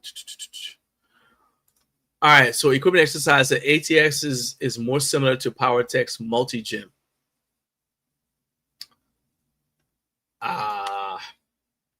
Really? Multi-gym. All right, PowerTech multi-gym. I don't.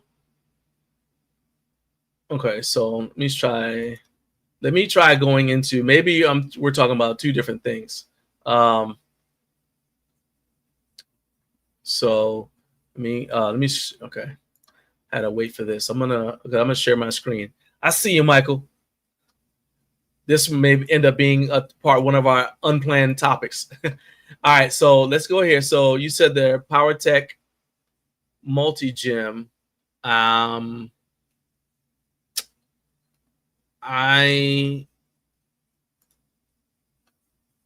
Okay, so I don't. So when I say, first of all, the PowerTech multi-gym, if you put in multi-gym, then it looks like that. Okay, so this is what you're talking about, equipment exercise. Because that doesn't look like that slides. If it does, cool, but it doesn't look like that. Doesn't look like it slides the same way. And then he said the design is to get into an incline bench position for racks with very little depth to the wall. Yes. Yes. Eric said, since I have an ATX rack, I would love the ATX bench. I mean, I liked it. I liked the way that was.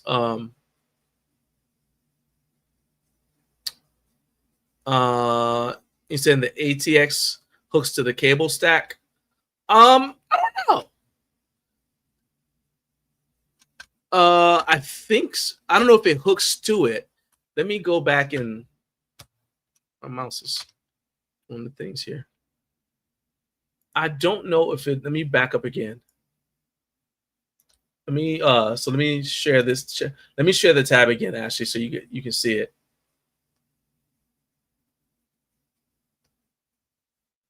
Hang on, I'm just trying to. There we go. All right, so This bench is specifically made for the racks are not as deep. So if you have like a wall rack very close to the wall, right. if you want to do a shoulder press, you cannot get the bench far enough Right. in. Oh yeah. So this one, it just slides back all the way, including the seat. So you can have you can have your wall here and still use it. Even on the functional trainer like this, you have plenty of. Yes, I like this that. specifically for the compact racks. Right. And also it's decline, incline, flat, it has it all. You put it upright as well. And it slides, try it, it slides super easily. Like a lot of the times you have like very difficult, but this is just super smooth. Like Okay. What's the overall? What's the total length of it? I think it's about 140, 150 centimeters. Okay. I don't know imperial. I'm That's sorry. fine. Yeah, That's all right. So nice. So- Yeah. So this is definitely. You have the decline position like this, but we can also put the same support bar that we had on the other bench, and then it's just flat. And the support Nice. arm puts a little bit extra weight capacity to it. And this one is available in the other circle. Okay. So that's all the footage that we have on it, Ashley. Michael, I don't know. Did you see the ATX? I can ask you when you come on, but I don't know if Michael saw the ATX MBX. What's that thing called? MBX 650 2.0. If he saw it at Home Gym Con or not. But yeah, that's the thing that I was like, that's immediately what I thought. Now, I don't think that the Force USA bench is the exact copy. I'm saying that it looks to me like an updated version of the ATX bench, if that makes sense. Okay. Let's see here. And Ashley said the Force USA slime bench connects to the cable stacks to use the weight stacks to leg press, hack squat, and the leg attachment. Okay. And Rory, hey, what's up, Rory? He says, good morning. Hey, morning, my brother. Hope you're doing well, man. You are welcome. So, all right, equipment exercise says the PowerTech LCG13. All right, let's go over here. Let's use ye old search function. LCG 13.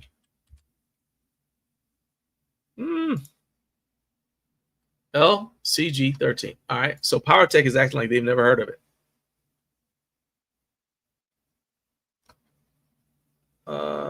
So let's try this. So I'm on the PowerTech website.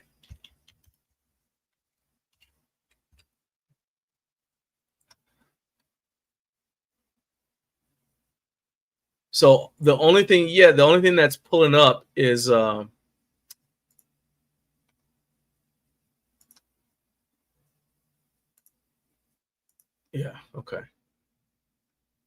The only thing that's pulling up, my man, is this thing here. I'm gonna show you, and then we'll pretty much be done with it. This is what's pulling up. So if this is what you're talking about, I guess I can see that does slide a little bit. Maybe back and forth. I can see that. Okay. Because of all this extra stuff, I guess I wouldn't say that it's closer to this. In my opinion, it's closer to the Force USA product, which I still think is an updated version. Like, it looks like they saw, or well, it may have not even had anything to do with ATX, but it just looks like oh, like if somebody saw the ATX bench and said, what else could we do to make this even more user friendly? So like it takes it forward. You know what I mean? I don't think it's a copy. Okay, so it's not even online. Okay, so they scrubbed. Okay, so there you go. Okay, so this is okay. So what you're saying is that this is a bench that PowerTech used to have. Then they got into a disagreement with Megatech, and ATX owns Megatech, and so PowerTech had to get rid of it. Okay. All right. So the ATX, well, this is the 2.0. You said Force USA slide bench was out last year. Not sure if that's the same with ATX. This is the 2.0. So what I would assume that they've had more than a year between versions. But I did not go to the ATX booth last year at Home Gym Con 2024. So I don't know. Yeah. Anyway, so that's pretty much the extent of that. That was just kind of like an idle, whatever. Seeing if what you guys thought, because when I saw the sliding benches, that's immediately what came to mind. All right, so it is now time to add our friends from LinkedIn. Let's go ahead and add them. Let's do this here. Okay, add that, save those changes. All right, good morning. Welcome to everybody who is joining us from LinkedIn. I'm John Greaves III. I'm the co-founder of Garage Gym Life. Good morning also to all of you who are in the Mountain Time Zone. Thank you for getting up way too early with Garage Gym Life. This is your first time watching the show. Do me a favor, and if you're watching on YouTube, click the like button and hit subscribe. If you're watching on LinkedIn, I need you to follow up Way Too Early with Garage Gym Life on the show page, so that you can keep up with everything that we have going on. So that we have uploads and exclusive LinkedIn only interviews that we post on our LinkedIn, on our show page during the week. And of course, I wanted to make sure that you don't miss a single episode of Up Way Too Early with Garage Gym Life, where we talk to all of the people who make the home workout lifestyle possible, not only the brands that make the equipment that we use, but also people like my next guest who review the products to make sure that we are getting stuff that fits our needs. And my next guest is Michael Tabor from the JungleGym Reviews YouTube channel. The JungleGym Reviews just hit the 5,000 subscribers mark, which is huge for a channel that I believe is less than a year old. Michael's videos are, they get a ton of views, and for good reason, because he does a lot of cool stuff, and he's actually broken new ground in a lot of different ways just this year alone. So, Michael, are you ready? All right. Well, Michael, my man, everybody give a warm welcome to Michael. My man, thank you for getting up way too early with Garage Gym Life.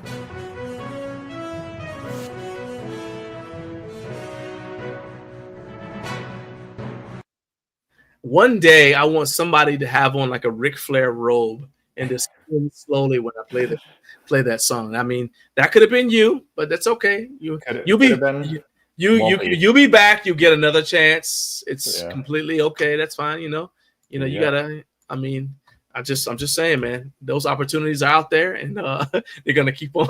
I'm gonna keep on giving them to you. Yeah. How you doing, man? Good. I'm doing great. Thanks for having me on again. I'm really excited for it. I had a blast last time, so looking forward to today too.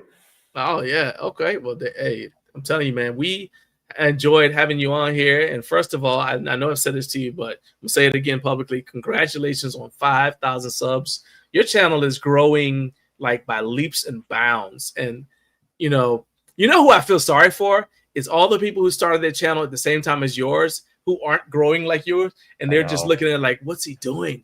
What did he do? What sort of agreements did he sign with YouTube to cause him to? How can one man have so much power?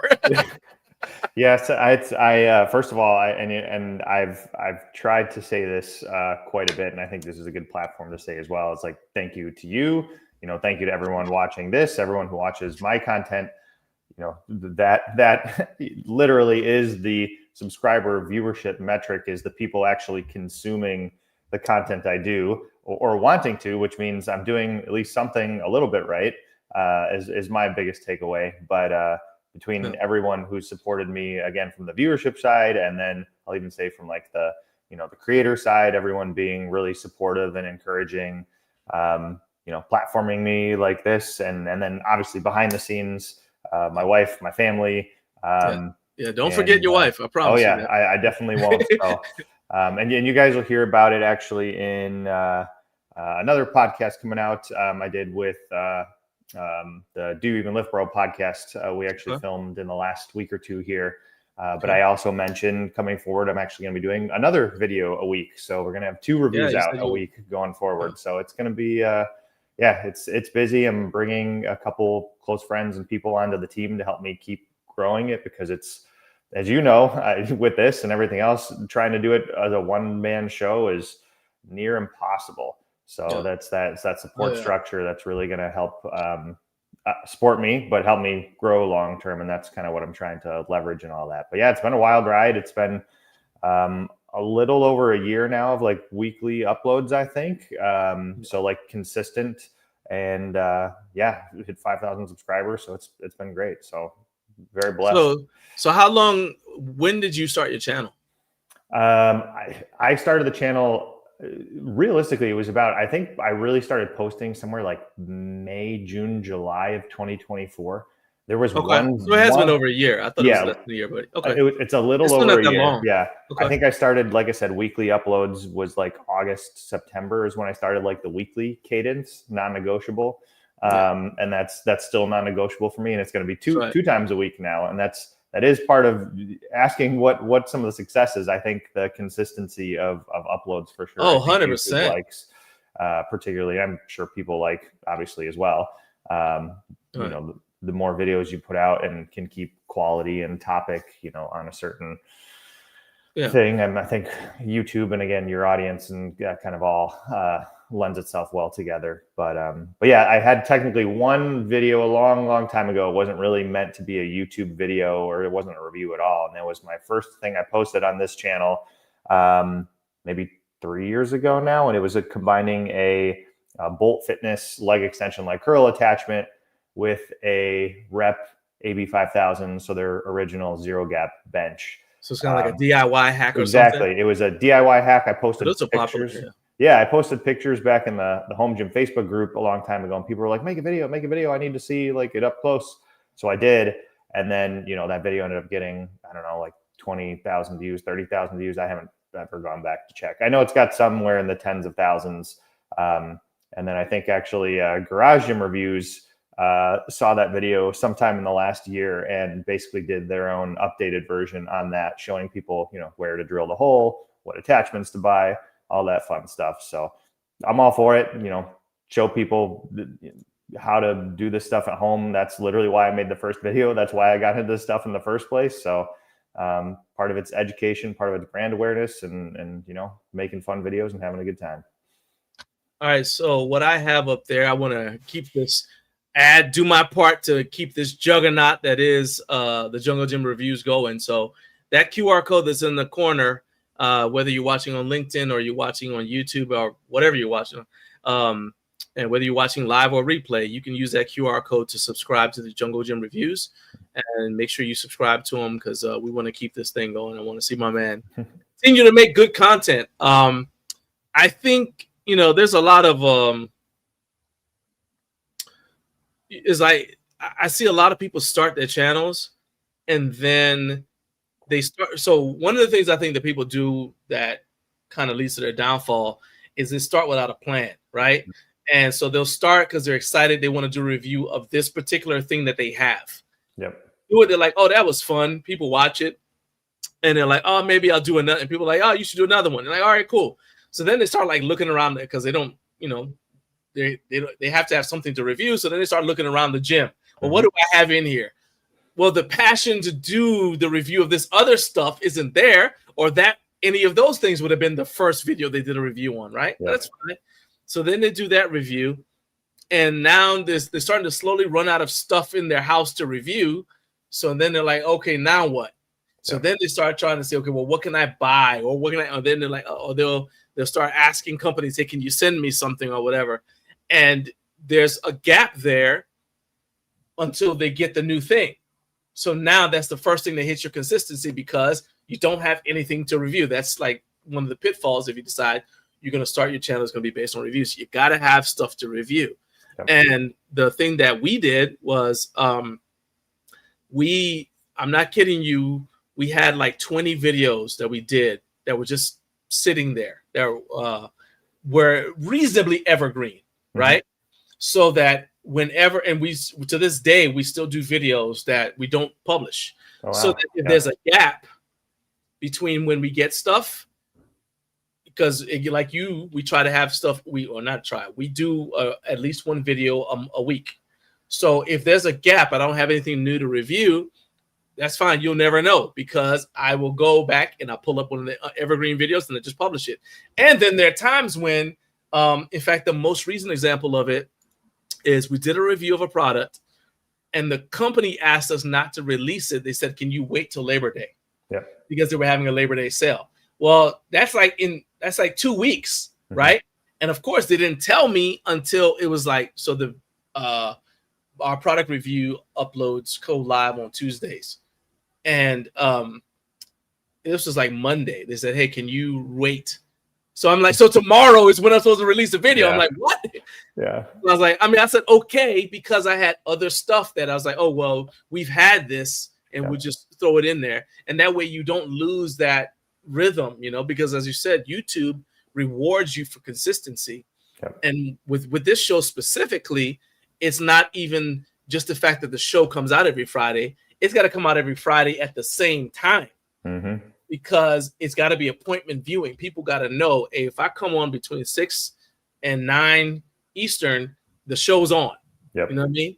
And so that's like one of these, but it's not easy. Nope. It's not easy at all. So I salute you, man. I'm telling you. Yeah, it's definitely a lot of, it's funny because from the outside looking in, and I sometimes get this with like friends or not family so much who are close to it, and I'm seeing it now, which is like, oh, you know, you think you just, you know, pick up your phone and and, you know, just kind of put yourself in front of the phone and, hey, I'm making YouTube videos. And yeah, you know, of course, like the audience is going to be there because you're making a video and you put it online, and there's so many people online. That's all what happens. Right. And it's like, okay, like maybe that's how you start, and maybe that's how you get successful. But like the behind the scenes planning of products and pipeline and trying to time things for, you know, product launches, like you said, having a video filmed and then, oh, by the way, you can't release that for another, you know, month or two because we would, you know, the companies want to time it with the product launch, which makes sense because then, you know, that's when they get the most viewership, and that's when you get the most viewership as a creator. So it's like and there's discounts they have that are going to be coming out. And like, so it's just a huge day-to-day and week-to-week like dynamic situation. But you also, as you said, the overarching theme is you have to have a plan. And I would say for people just starting off, you don't have to have a 6-month plan. It can be a 2-week plan. It can be a 4-week just give plan, you a buffer. but you got to have some sort of plan or progression in mind. And that's one thing, again, you'll see this in the Do You Even Lift Bro podcast. We go into detail. I am, I won't say I'm the best planner, but I am certainly a planner, a thinker. So right now I have reviews, these 2-a-week reviews already booked out technically through March of next year, end of March. Like I already have enough to do that. And again, some things come up in between, some have to get pushed back. So it's a fluid changing. Now, are these shot already, or do you not like you. No, not like you. And I'm trying to, and that's what's hard too, is like, you know, part of the other limitation, I was going to say plan, part of the other limitation is space. So, you know, if you had a Garage Gym Reviews warehouse, I can film, you know, 50 videos on different things and you'll never know. But, you know, and I'll even say, thankfully, I have a 3-car garage gym / studio here now. But even then, you know, you're limited to X amount of products, whether that's 12 or, you know, between machines or physics is undefeated. Exactly. So it's like you only can have so much in here at one time. And it's like trying to leverage all that too. It's like, okay, this video has to go out. I have to film this one, but I'm actually setting up that one. I can't have that be in the shot, or that is not supposed to be known that that's out in the wild yet. Can't do that. So it's like, and so the viewer sees like the final product and there's like, hey, that's a nice review. Yeah, it's nothing. Cool. And they didn't, you know, there's a million things in the background that went into just making that, like, you know, that like come out in the final product. So it's fun. I mean, it is a lot of fun.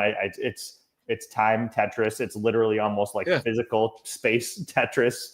There's a lot of stuff going on, but yeah, plans are certainly what you need. Like one of the downsides to the planning thing, like the, you know, doing stuff ahead of time though, is if you get something, so sometimes it's stuff I buy. So typically if I do a video about something and I don't publish it right away, it's because I paid for it. So I don't have an obligation to publish the video at any time. Right. Well, sometimes I don't keep it. Right. Because I bought it, I used it for whatever, maybe I didn't like it. An example is the chirp wheel. Right. So I bought the chirp wheel, and you know, the commercials got like, you hear all the popping and all that stuff. I was like, oh, this is going to be amazing. I got it. And I was like, this is kind of like no different than if I got a PVC pipe and pop my back on it. I'm like, okay, whatever. So I gave it, I don't remember what I did with it. I think I gave it away to somebody. I gave it to my son. And he's in California.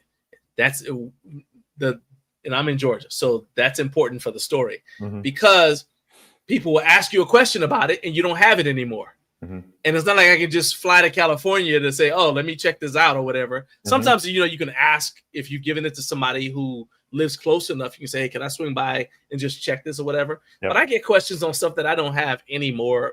Like, I mean, stuff I haven't had in like 2-3 years. And I'm like, I don't know. Yeah. I'm like, you have to go to the website, homie. Yeah. There's one or two. I still reply to like almost every single YouTube comment. It's becoming increasingly more of a time commitment to where like I'm almost spending between Instagram and YouTube and stuff like an hour a day nearly. And I'm still doing it because I love to give people like the specific information they're looking for that might not be available on a website, or, you know, might be a little more like subjective, like my opinion kind of thing. So unfortunately, long term, I know that's not sustainable, especially as things grow, or being able to reply to every single little thing.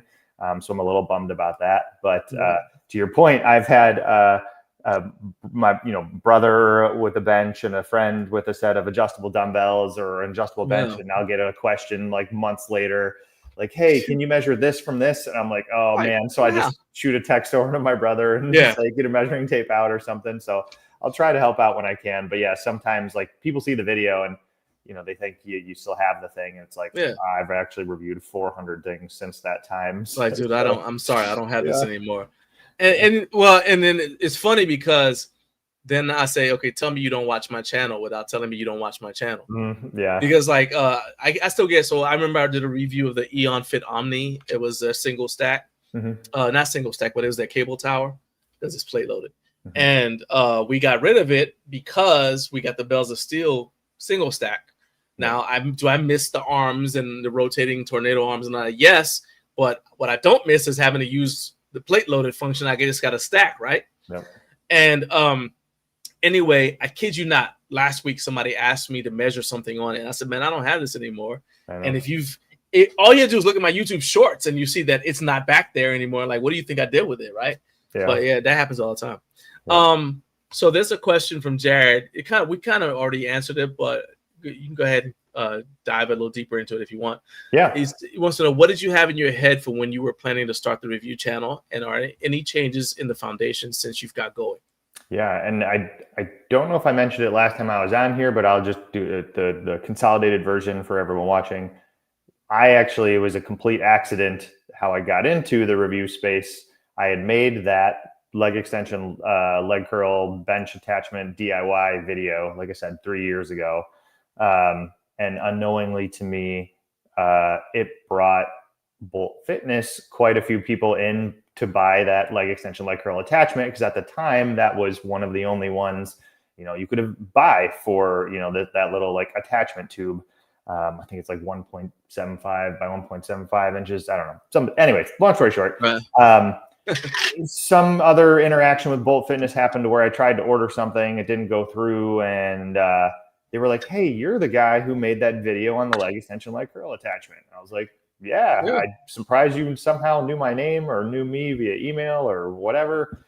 And they asked to send me something to review. And I was like, oh, I guess I can do that. But to your point, I looked around my gym. What do I have? I got to practice. I don't want to just, this company. Well, that's how I ended up making all these videos. Yeah. Because I was like, before I release it, I want to like get good at it. Because I hadn't done any like video production stuff since college. And for those of you kids who don't know, I went to college in the 20th century. So I graduated in 1995.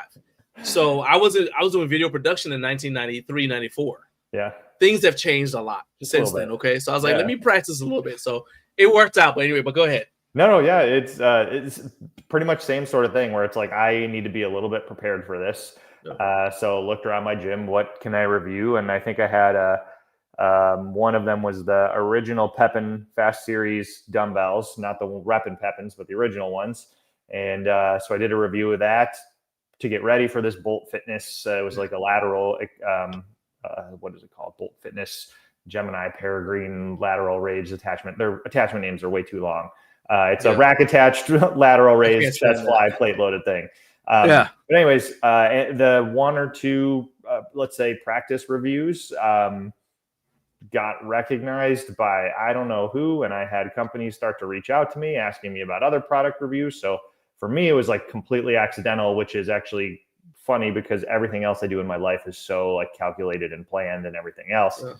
But since then, I probably 2 weeks, I was like, oh, now I got to think of other things I got to do, and the planning all kind of started. The planning began. Okay, far there. So that's again not as I would say cool of a story as far as like I had this like mission in my head. I was going to start a review channel. I was going to do well. I actually thought the opposite was the space is too saturated. I have a lot of knowledge and I love home gym stuff, but I don't think anyone will watch or care or whatever. So I actually was never going to ever do it. It was accident. But now that I've been here, changes in foundation, I would say not really. As time has gone on, I've kind of realized, let's say, my own value my own voice, and I have everyone to thank for that. And again, the 5,000 subscriber metric has been huge, or, subscribers, viewers, people commenting, all the feedback, people like you, John, everyone has just given me nothing but, love and flowers since day one, which has really encouraged me to keep going, because in my mind, you're getting into this space, you're potentially taking away people's viewership or their income, or like they don't want you and you're an outsider. And, I thought it would be very kind of cliquey but my experience from everyone, from the companies to the audience to the other creators, has been nothing but positive. So I would say that foundationally for the changes I've made have been more like trying to stick true to my own voice and my own interests over time. Past those first 3 months, I did, let's say, do some reviews of products I wasn't like super excited to review about. And that's exactly what you were talking about, John, is like, you might and be it comes excited. through. Yeah. And it for sure comes through. And my guiding compass has now been, am I interested in that thing? Me personally, like, I almost even don't think, sometimes I'll think like, okay, if other people would love like to hear my opinion, sure, I'll do it. But like usually number one, it's like, am I personally interested in it? If not, like, I'll probably pass. So I get, companies reaching out all the time for specific all-in-one racks, or like really budget, like Amazon super cheap stuff. And it's just like, I'm not that interested in that. Like and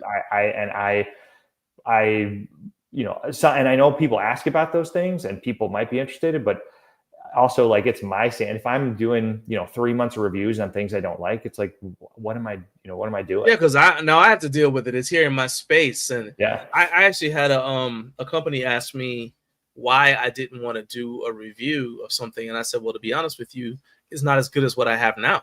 So I would be begrudgingly disassembling my current power rack to bring in your power rack to spend time assembling it, hate using it, because I'd be missing my current power rack. So for like the next 30 days to 3 months, whatever, however long, now I'm, not only am I storing my current power rack, but I'm using something I don't like. And then I still got to take the time to get rid of it somehow and put my power rack back up. And I was like, I'll just be honest with you guys. You don't need that associated with your product. Yeah.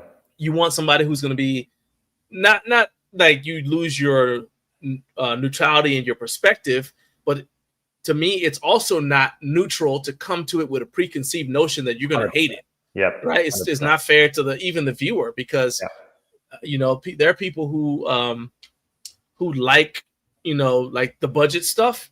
Like they don't live like my reality. They're like, this is what I want. Exactly. I'm not interested in, they could care less. They don't know that UHMW isn't, they don't know what it is. They don't even know the acronym exists or whatever, you know what I mean? And it's like, so what I normally do in those situations is I refer them to somebody who's done a review about it, who I trust, who to not just be like, oh, this is the greatest thing ever. I'm like, I still want to send you to somebody who I can trust. Yeah. And so we've just done the first question. All right, so we got a lot. It's 22 minutes and we've done one question. That's what I warned you. This may happen. So this is actually a question I'm interested in, and it's from Equipment Exercise. Does M have a videographer background because her skills are fire? Megan does not, which is, it's still mind-boggling to me. And you guys see tomorrow in the video that goes up, on the Iron Bowl Frankenstein rack and products and everything. And we were watching a little bit of the video last night, doing some final editing stuff. And I said to her, I was like, Megan, like, you're fantastic at doing this.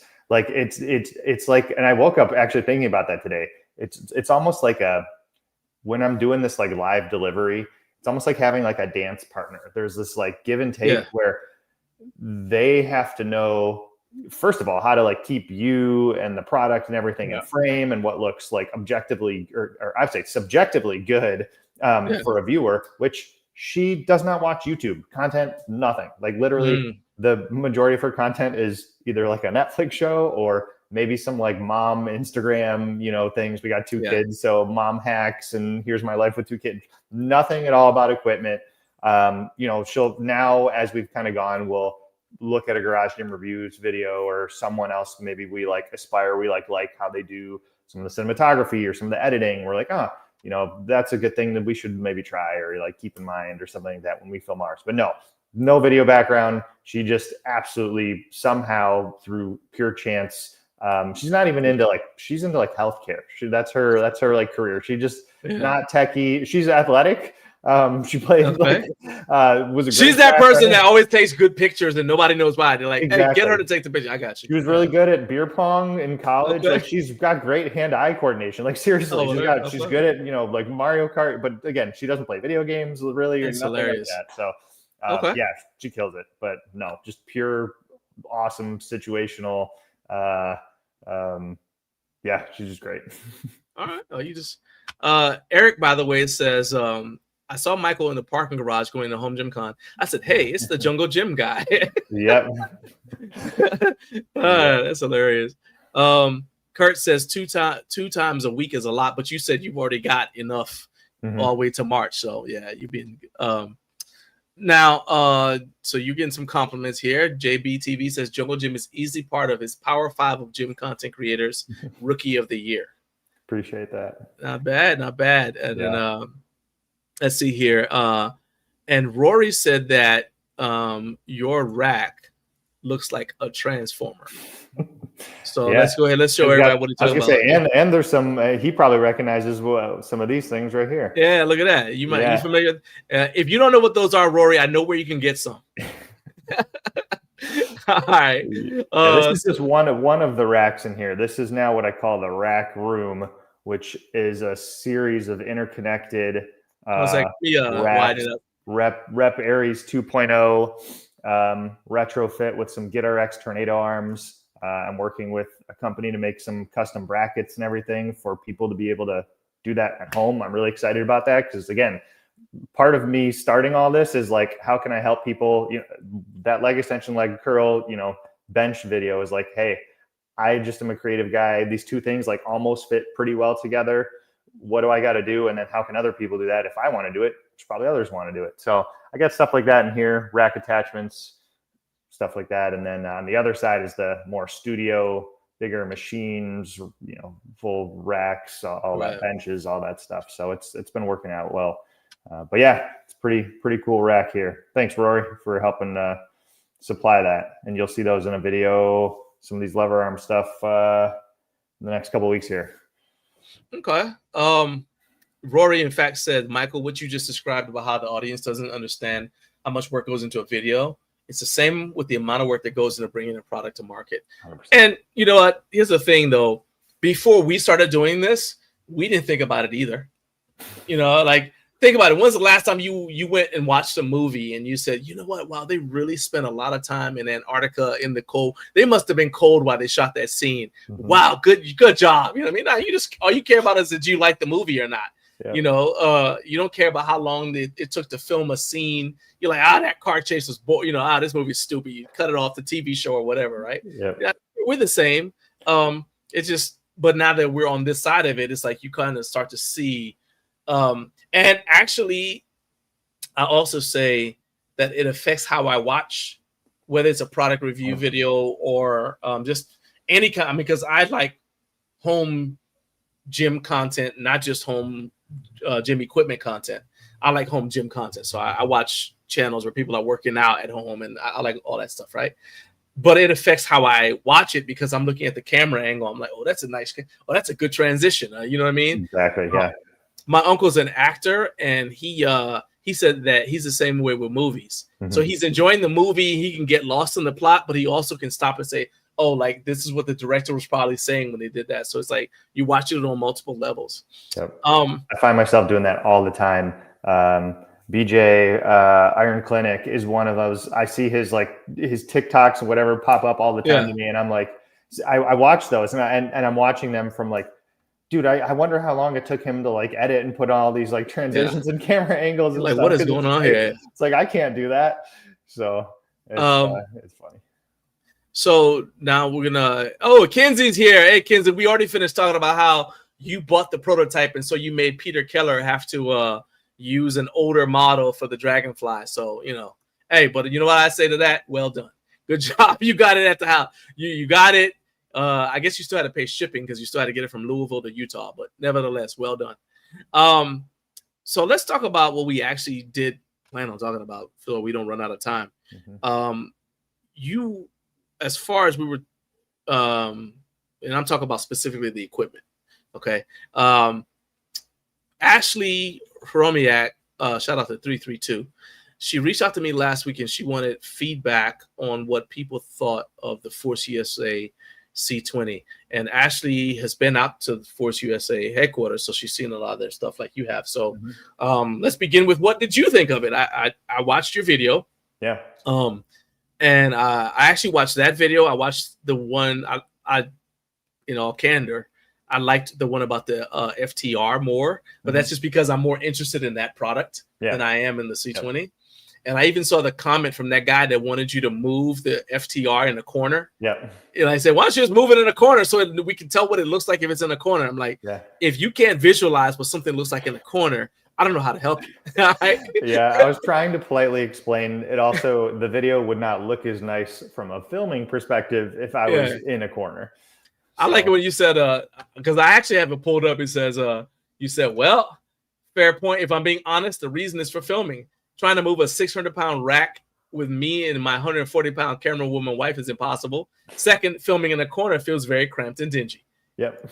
Thank you for playing. I was like, I was like relax, man. You can't win them all. Like, I understand, like, yes, that will help you as a consumer spatially understand it, visualize it, but it's unfortunate how it works sometimes. But back to the C20, what did you think of the C20? I was really impressed. I had time with it at HomeGymCon, and again, for those who aren't familiar, my background's in engineering, albeit electrical. So some of the manufacturing, mechanical side, I don't really, it's all kind of black magic to me at some point, but and probably people think the same way about electronics and software too. But anyways, I'm there at HomeGymCon and I'm going over the C20.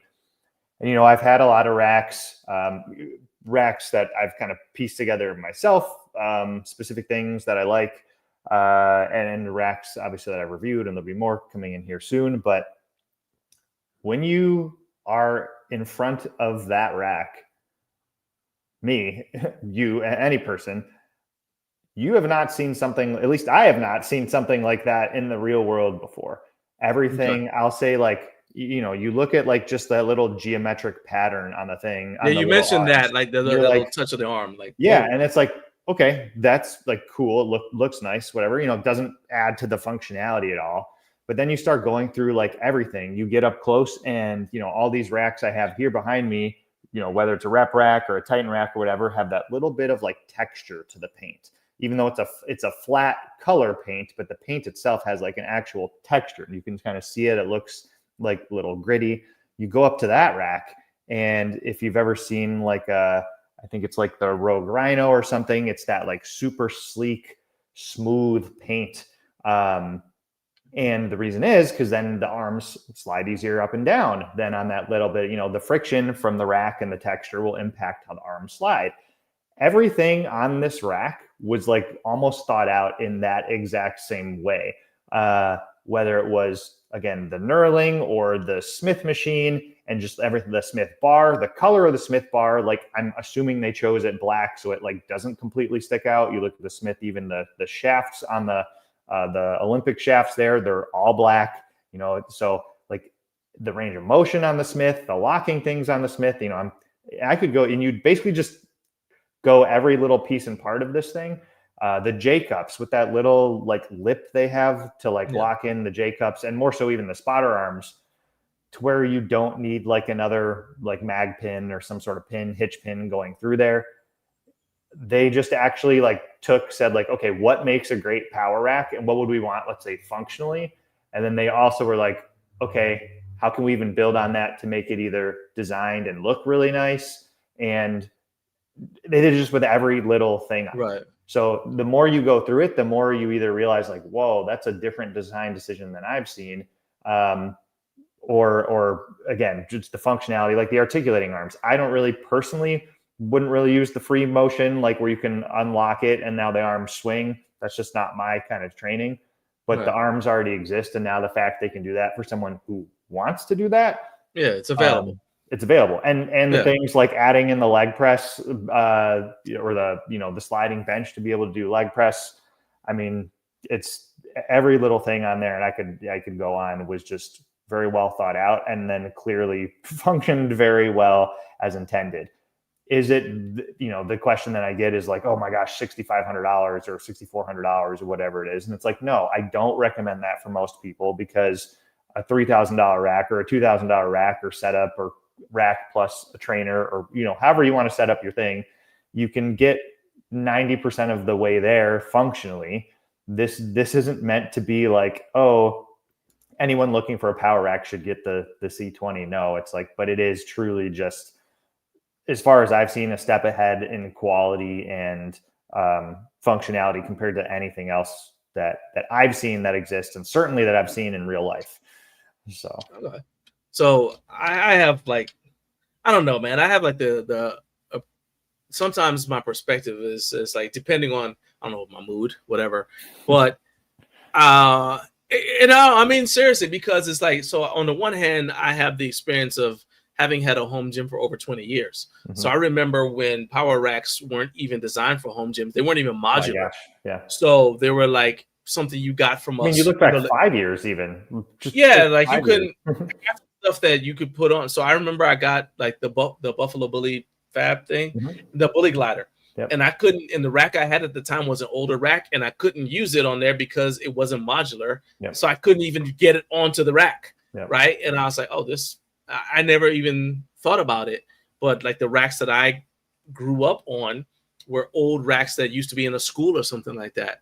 Mm-hmm. So on the one hand, I'm like, you just get something from Facebook Marketplace or whatever, it'll work just fine. Right. Yeah. The other side of me is like, well, I mean, if you want something nice and you're not somebody who's going to, because think about it, like we tend to go through racks because we're doing reviews on them. Right. Yeah.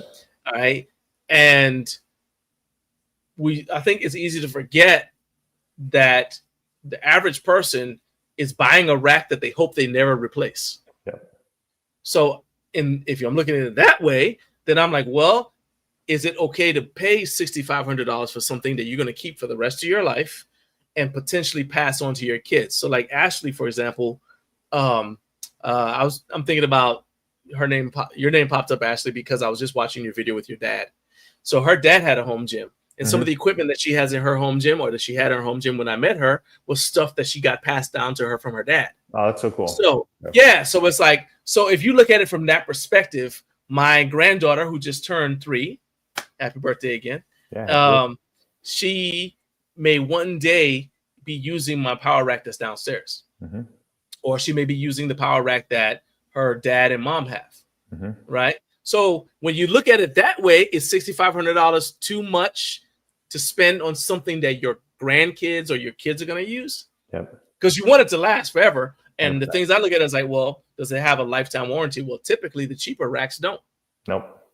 So that means when they get it, it's going to be falling apart and there'll be no recourse for them, right? Yeah. So that's what I mean by, you know what I'm saying? Like, it's like, it depends on how I'm like feeling at the time, and also what I've just recently seen. I think that there's such a thing as too expensive, or like, okay, now it's definitely a want, not a need, but I don't know. I just kind of think about it. Yeah. And I'll say, I've said this before, there's almost no gym equipment, or how to say it this way. There is gym equipment that is almost for everyone. There's never like no one that shouldn't be interested in some piece of equipment. Because if it's $5, maybe 95% of people don't want it. They're like, that's junk. But there's a couple somebody people who wants like, it. there's $5. Like I just had to spend it's just $5? and I was able to get a shake weight, or like whatever, whatever, something like that. And the point is, and you had a great point. I think back to even my dad had. I unfortunately was not into like strength training in high school. Grew up soccer kid. That's why I got I have like a skinny kid build, and I played soccer through college, and then I got into, strength training when I was like 25. But my dad had, one of those all-in-one cable gyms, and I never asked him how much it cost, but I'm thinking probably had to cost at least $3-4 grand, a multi-station, It wasn't a brand that I recognized, but Right. you know, it had dips, it had a little pec fly, leg extension, leg curl. Yeah, and he's had it forever. He's had it forever. And again, that thing probably cost a couple $1,000s, you know, and it worked nowhere near as nice as any of the stuff we have now. But he's had it, you know, again, long time. And that idea, that concept, I think we kind of just assume, everyone inherently assumes we're all looking at it from the same perspective or use case. So it's like someone's like, oh, maybe I only have, you know, a college kid. I have $300 and I need to like stay in shape in the off season. You know, some adjustable spin lock dumbbells and a bench will get you super far. Like, if that's all you need. But if you and your wife are software engineers and, you know, you have limited time to work out, but you have, let's say, a nice house and things need to look nice, or, you know, you just want everything to work, you know, the exact same as if you were to go to your LA Fitness or whatever, Lifetime Fitness, if you're used to a nicer gym, and you don't want some like crappy cable, you know, you want like something good and you have a little more disposable income and you're going to buy it for life. You know, it's all so different based on so many factors to people. So for it's really hard for people to say like, oh, that's bad because X. It's like, you think it's bad because X, and I understand your perspective because of these reasons, but hey, there's a million other people in this world who all have different worldviews, budgets, spaces, goals for their equipment to last or not last. If they know they're moving in 2 years, totally different. You know, I don't want to move a C20 in 2 years, but I'm going to stay in the same house and I'm building out, or I'm having a new build house and I'm building out my basement. And that's going to be the thing that's going to, like you said, last for life. I'm going to hand to my kids. $6,500 versus $4,000 versus $3,000 over, you know, 30, 50 years. That's like nothing. You spend that on takeout food. So it's like, everyone's got different priorities. Everyone's got a different perspective. Everyone's got a different budget. And so we all just need to be a little more mindful that there's people that need different things. So here's the thing. Think about how often we upgrade our iPhone. Oh yeah. Right. So the iPhone 17 is about $1,000. We just don't think about it that way because you have a plan or whatever. But you've spent, but if you look back at how many times you've upgraded your iPhone or your Android, whatever kind of phone you have, you've spent the amount of money that you would be spending on that C20, and you definitely can't pass that on to your kids. 100%. There's also nothing wrong with saving up your money. No. Like putting, I mean, they have like, you know, certificates, CDs you can use, all kinds of special savings account. There's nothing wrong with saving up your money. I'm not telling you to like, hey, go without paying the rent or whatever. Exactly. But save up for it and buy it, you know? Yep. Anyway, I mean, it's the same thing. Old man people get nice leases on cars in order to drive the latest and greatest. Same thing with tech. People are more it's what you value. It's all so subjective. JB said that he thought his wife thought Megan was a professional videographer because she was walking around with that heavy contraption filming. I understand, man. I still don't know how she did it. I think I owe her two, like, did I get her a massage thing? She might actually have one. Okay, hey, she hasn't redeemed it. Megan, if you're watching this, I bought you like a $250 massage spa day. And I probably owe you more than that, by the way. No. But now that you're saying that, you have not redeemed it yet. So let's make that happen the next month here. She went off to work a little bit ago, so she's not in the house for me to say, but she'll watch this at some point. So you got people who are saying don't worry about that running out of room thing because in a couple of years you might have 50,000 or 100,000 subscribers. You won't be worried about space. You can just build another building. That is a realistic, we were talking about planners. Let's just say there's quite a few things I have planned, not necessarily for right now, but I have a couple different, let's say, progressions in mind, and I'm exploring all options as the channel continues to grow over time. So it's not something that I'm gonna, looking to do right now, but I very well could see that becoming the next natural progression. So I'm kind of, let's say, doing some background work for what that looks like in a year or 2 years or 3 years. Whatever that is. I like to be prepared. And I'm very focused on trying to make the best content I can do, because that's the final outcome to people. And I want to make the most authentic and visually pleasing reviews I can. And obviously, like, good content, everything of that goes into what someone would consider like a nice video or a good video. It's like, you have to be able to articulate, you have to be honest, you have to give all the pros and cons and use cases and who should buy this and who shouldn't. But then also, if you film on a calculator, no one's going to watch it. You got to film a certain way with nice equipment and good lighting, and edit a certain way, and the studio has to be clean, and et cetera, et cetera. It's all, there's so much that goes into it. But yeah, there's that is going to be a realistic conversation at some point in time. And it's definitely something I'm looking to continue to grow, to be able to do, like I said, it's starting with this 2 videos a week, but long term, we'll see how it goes and what the support continues to be and what the finances around that look like. But I would love to continue to grow this, to be able to put out more content, bring more people on the team, whether it's better sets, more equipment, start getting audience feedback. And there's so many things I have in mind to like want to continue to grow this and like just collaborate and grow. So just letting everyone know I am thinking about some of these things for sure. So like the thing with us is like and I'll say this too, you may have already noticed this, but sometimes doing the reviews, having the stuff in for reviews actually gets in the way of actually training, because there's stuff everywhere, right? So that's another thing that's annoying to me. Is like we turn stuff down because I'm like, okay, well, hold on now. Because I have, I got some goals. Like my wife is trying to get back in triathlon shape. So we got to have enough room for her to do her stuff, right? Same thing with me. It's like I got specific goals I want to do. There's lifts I want to do that require room, right? Mm-hmm. And so sometimes we're turning stuff down. It's like, I realize it's holding us back in certain ways, but I'm like, I don't want to do it. And we've thought about the building thing. Not to have a building for just a thing, but to like put our gym outside, or maybe my wife's home office is downstairs. And so like, well, maybe if we put the offices outside, so like this office would be out there with hers, right? Yeah. Maybe we do that. Now we get the entire garage now is now available. We thought about it, but it's just, I see it when I'm like, but then there's also, I don't know how it is where you live, but we have like what you call regulations about accessory dwelling units. Yep. So if it's too big, it has to look kind of like you're going to pay taxes on the extra building. Yep. So that's another thing that comes in. I was like, well, is it worth? Am I making enough money from this to be able to afford the extra taxes to do this? Because I'm in my 50s, so I also have to look at it like fast forward 15, 20, fast forward 10 years from now. I could basically be like retired and I'm on a retirement income. So it's like, am I making enough money from this? Yep. So I'm not dipping into my retirement income to pay for an ADU just so I can have more stuff in the, I'm not into that.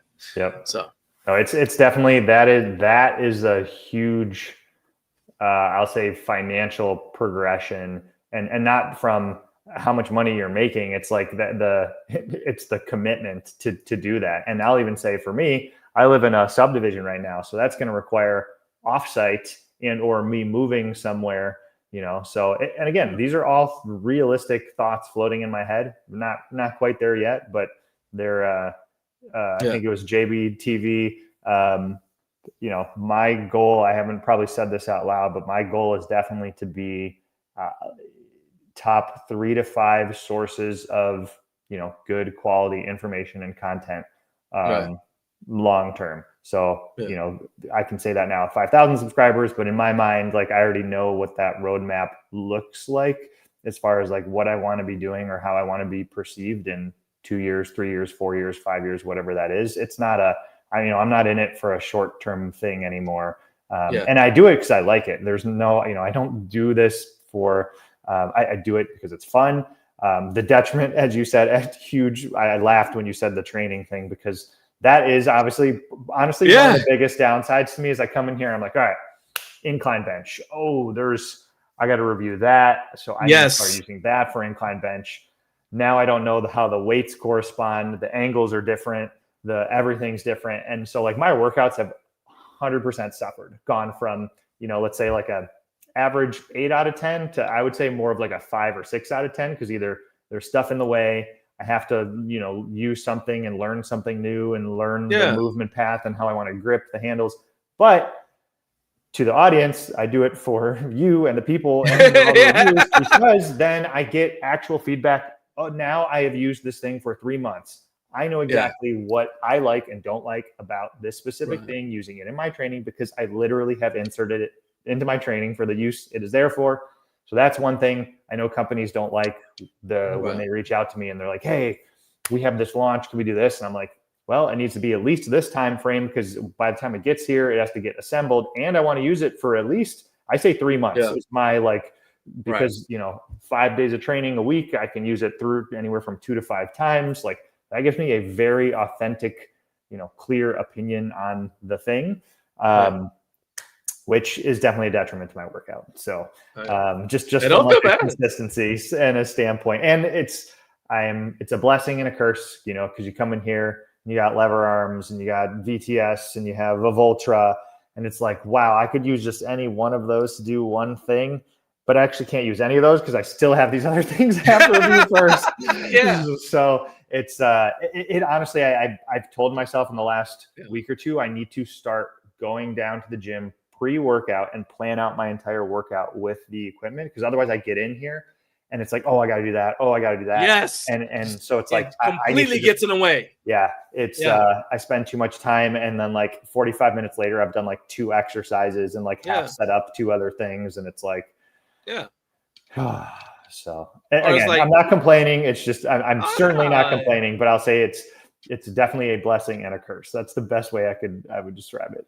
I mean, it's like, and to your question, equipment exercise, that's one of the things you said, you have to have disconnectable electricity, water, and plumbing. It depends. It depends on what it is. Like what kind of, so if it's, if they consider it a shed, then no, you don't have to have all that. But if you call it like, if it's like, almost like a tiny house, then yes, you got to have all that. If it's going to be an office, like it's going to be us, then yeah, we have to have all that. Yes. And yes, we do live in Georgia. And Eric, and we would have to do the same thing. You have to match your shed. The shed and the house have to look alike. They have to, the basic guideline is the building has to look like it was built at the same time as the house. So yeah. So if you got vinyl siding on your house, the shed has to have it as well. Or the whatever. Yep. Oh yeah. Especially if it can be seen from the street. Wow. So yeah, that's another thing. To what you were saying though, and I promise we're about to start talking about iron bow strength. But the other thing is that I like what you're talking about is like, so I started a vlog, and it's actually I took inspiration from you, because you did your long form video at HomeGymCon, right? It's like 3 hours long, and I actually thought that was a better solution than some people were trying to live stream, and that wasn't working out for them, right? And you just did like a long video upload. 3 hours long. There's actually 2 of them. Yeah, there's 2 of them. It's like day 1, day 2. I saw it, and I was like, and I saw it, and I was like, oh, there are people watching this. Well, those are the people who would normally watch it live. And I said, well, then that got the ball rolling. I was talking to Tim from Gymcrafter. I said, you know what? I think people are liking this long form stuff, right? And he said, yeah. He said, I'm starting to just do long podcasts, like where I just talk for like 30 minutes. I said, yeah, because we kept on being told, hey, people have short attention spans. Keep your videos short. And in fact, take long videos like this and cut them up into clips. Well, actually, those clips don't necessarily lead to people subscribing to or coming and watching the long video, because they watch the part because what do? You grab the part that's the most interesting and you turn into a clip. Well, they watch the clip and they're done. Right. So anyway, that led to me vlogging. And the topic of my vlog is basically getting back in shape, losing the gut and all that. But it relates to the reason why I got out of shape is because of what you're saying is like, it gets in the way of actually being in shape yourself, because time I should have spent maybe doing cardio or just working out, whatever. I'm like, oh, well, okay, I'll just do the bare minimum because I got to do this video. Or here's the worst one. I need to set up the shot. So I spend all this time setting up the shot, and then I run out of time to do my entire workout because I wanted the perfect shot for this one thing. So yeah, it gets in the way. It's not, I mean, it's definitely first world problems, but let's talk about iron bow strength, because that's the thing that I lured everybody in here with. Your review of the Frankenstein uprights from iron bow strength drops tomorrow, and I gotta let everybody know that I posted the video where I talked about why my logo is on the front instead of on the side like it should be. And in full fairness to iron bow strength, I reached out to Isaac from Iron Bull Strength, and he started mumbling in French because he was like, basically, I did it wrong. So he said, and I want to get your feedback because you just, obviously just put yours up. Yep. Where he said, I went from having the PR2 with the 5/8, right? 5/8 uprights, 5/8 cross members, and we swapped it out with the Frankenstein uprights. Mm-hmm. Well, we didn't take it all apart and then put it back together. We just went one upright at a time. Yep. And we started from the back. I know exactly the rearmost upright. And so they weren't lining up. No matter what else, it's not lining up. And he said, what I should have done is started with the arch nameplate and started with those uprights and rotate them. And, obviously everything's loose. And he said, rotate each one, put them on there. And he said, and then it would have worked. And he said, even now I could do it. What he told me to do is go back, just loosen all the bolts, obviously take all the plates off, the plate storage, but then loosen all the bolts. And he said, if I start with the arch nameplate, I'll be able to rotate each one a half turn, and then the logo will be back. So that's definitely not happening today or tomorrow, but it will happen. But I now want to do it. Because I'm like, oh, you mean that was that easy to fix? Even though it's not getting in my way, now it's like my OCD is like, yeah, but it's wrong. So it's like, so now, before, when I thought there was no way to fix it, I was like, whatever. But now I'm like, oh, you mean I could fix it? So now I want to do it. Yeah. So But talk about the Frankenstein uprights. Give us a teaser about the video. Why should we watch it? Yeah. So I think this might be my longest video that I've done. As far as longer than 3 hours. No, and that's in depth. That's a different style for sure. Okay. This more let's say a specific product review style. Here in the studio for certain. So there's she is watching. Watch what you say. Yeah, that's great. Thanks, Meg. No, and by the way, I have for the second video week, I don't want to burden her with being the videographer for both my videos. So I am bringing one of my good friends, whose name is also Eric, onto the team to help with some videography. And he's quickly realized in like a 20, 30, 40-minute film session, he's like, my arms, my back. And I'm like, it's like, and get him that harness. She's tried it. The movement of your body, like your torso, gets picked up in a little more. Again, it's all these little things that like people don't realize, but once you see it in 4K, you're like, oh, yep, I see it, just little, kind of bouncing all over the place. So anyway, well, hey, we just went off the Iron Bull. Back to Iron Bull strength. Back to Iron Bull. That's my fault. That's my fault. I always have to give Meg flowers. She's great. And back to Iron Bull. So longest video, I'll be going over the rack, the 5/8 1-inch Frankenstein uprights, and kind of the whole situation with how it came to me, and what the rack actually is. So now they have the full Frankenstein rack, which is the keyhole, their keyhole, specific keyhole design on the uprights and the cross members. At the time I received this 4, 5, 6 months ago, whatever the time frame was, they only had the uprights. So kind of like you, I have the Frankenstein uprights, but the PR1, PR2, which is the 5/8 3x3 cross members, and the high-low pulley kit, which is made for the PR1, PR2. I had some issues with, let's say, missing some things, I think, to start, things not quite fitting or lining up. You'll see it in the video. This high-low pulley kit is high-low center pulley tower. And again, I won't go into too much detail. The one that they had at HomeGymCon?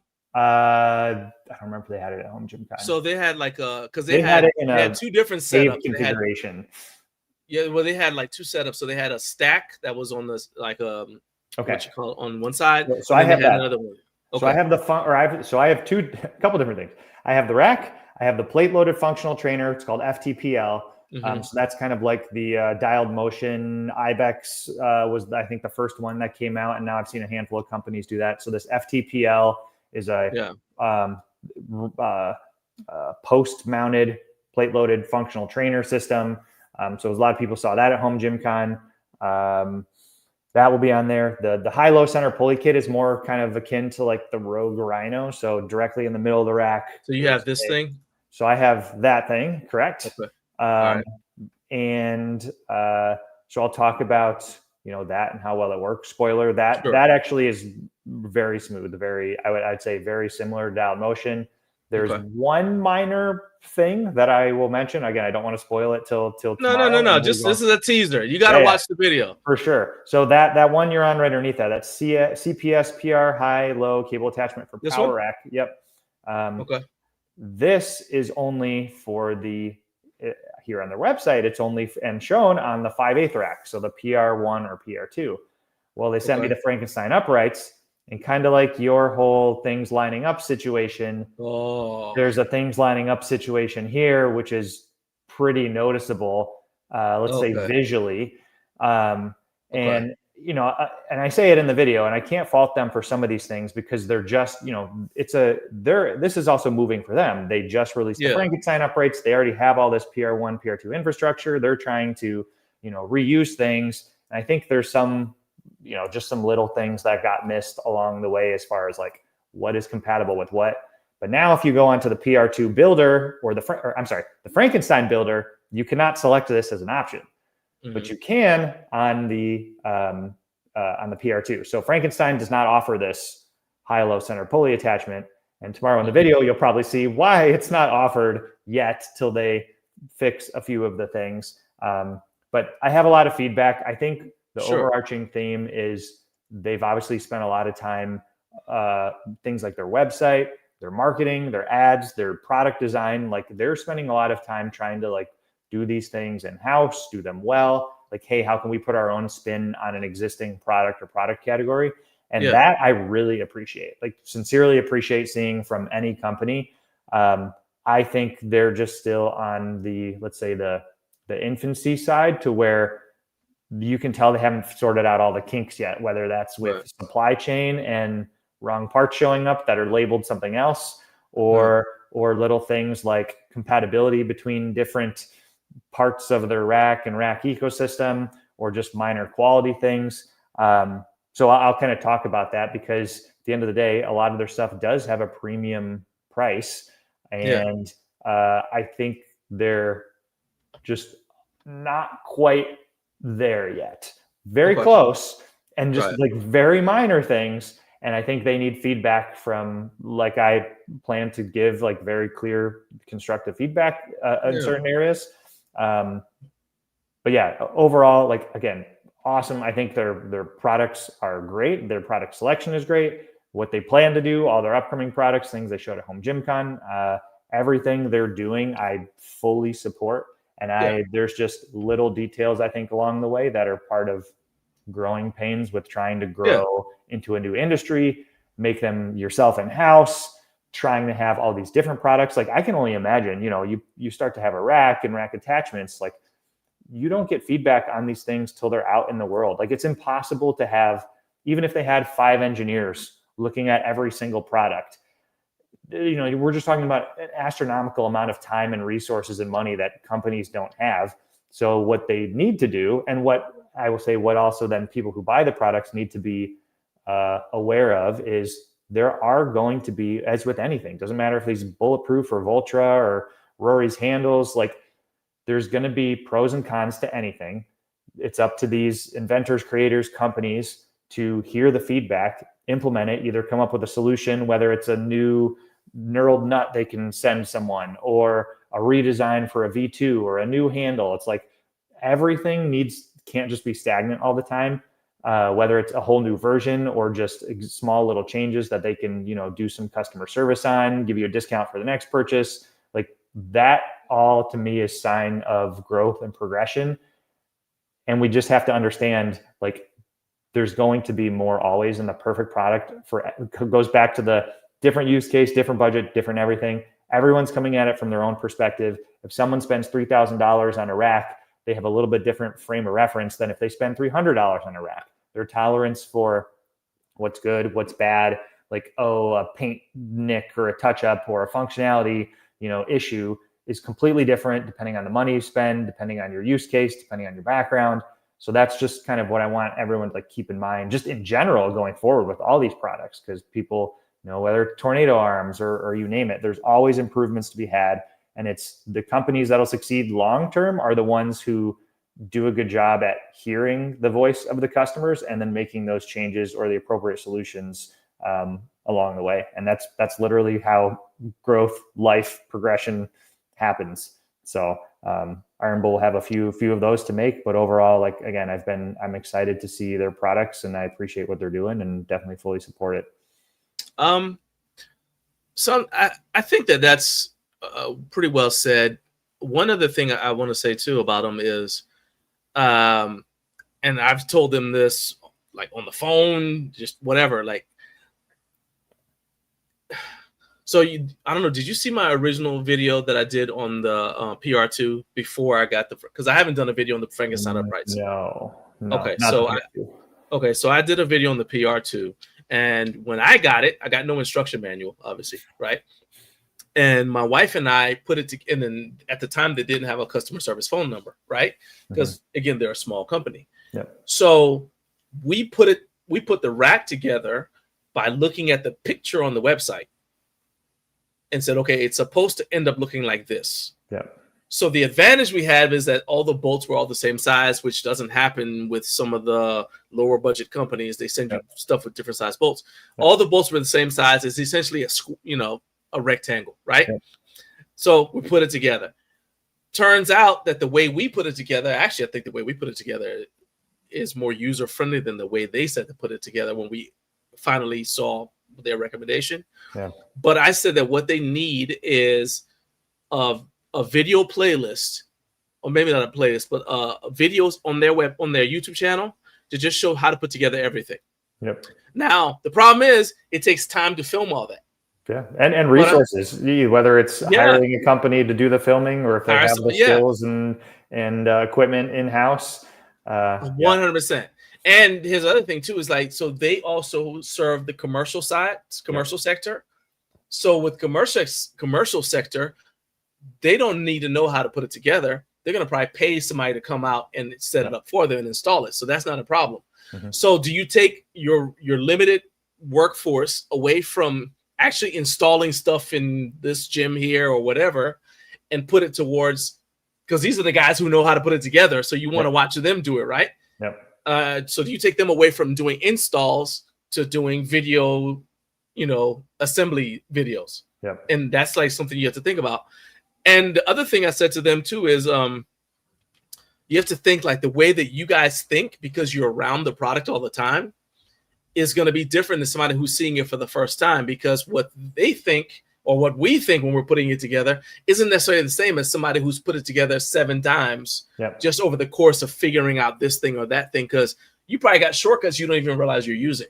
100%. Right? Or little hacks you're using that you don't even realize you're using. So I agree. I actually agree with your assessment. Is like they're a young company that looks like they're an older company, because everything they do, they're like, okay, anything that we put out there has to have like this appearance, because they serve the commercial sector. They don't want to look like some fly-by-night brand. So they're like, okay, everything has to look like we're top line, which is great.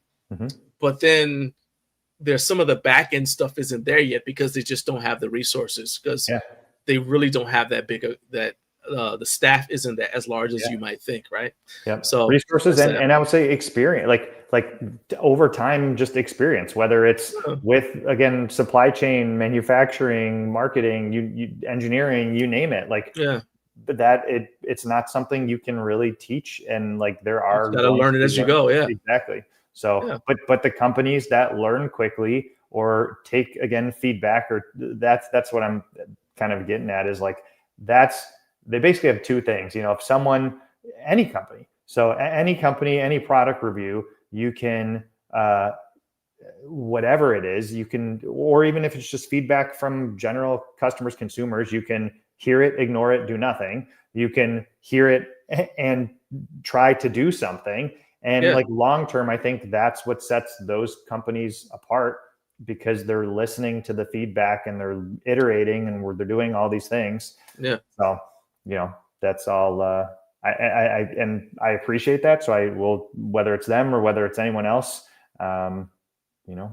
that's, I applaud it. really, Yeah, at least you're trying. yeah. There's a thing.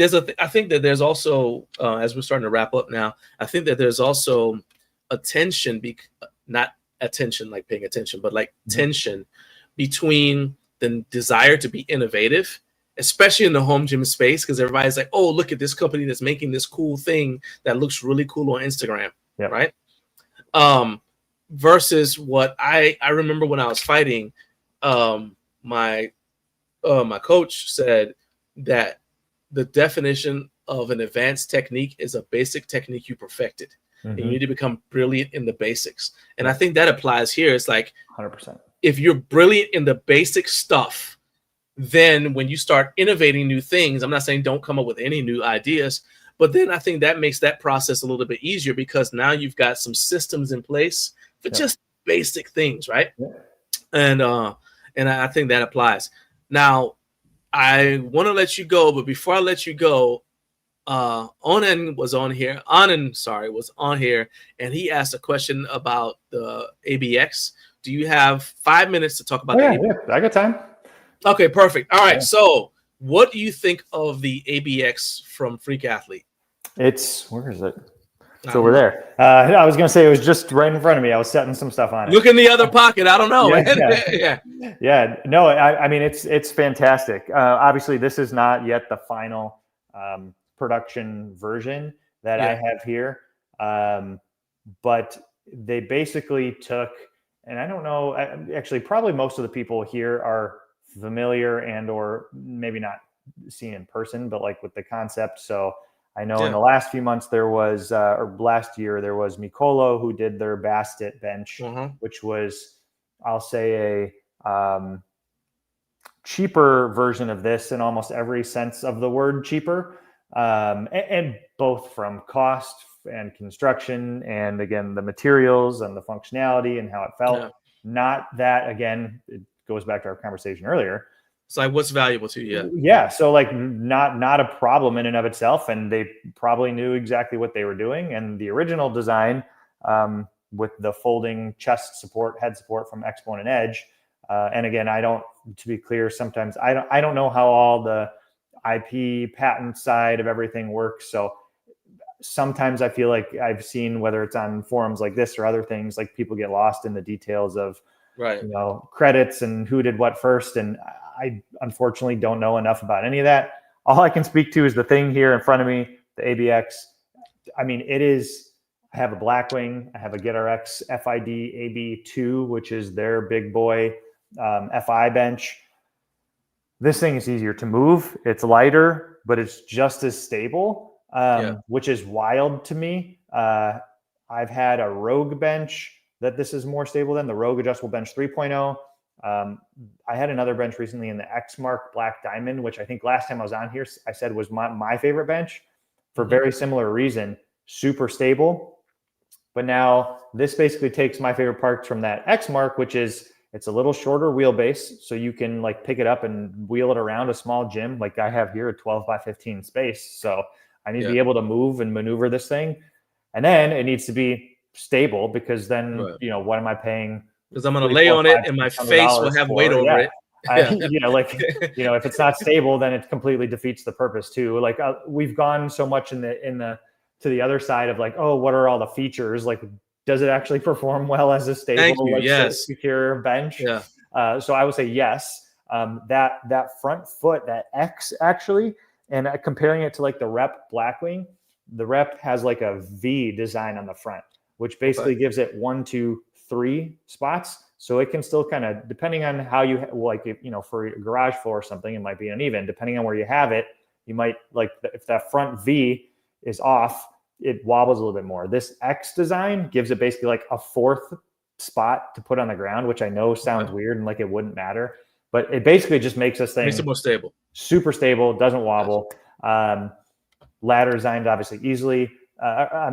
Adjust easily. But the chest support, head support thing is 2 things.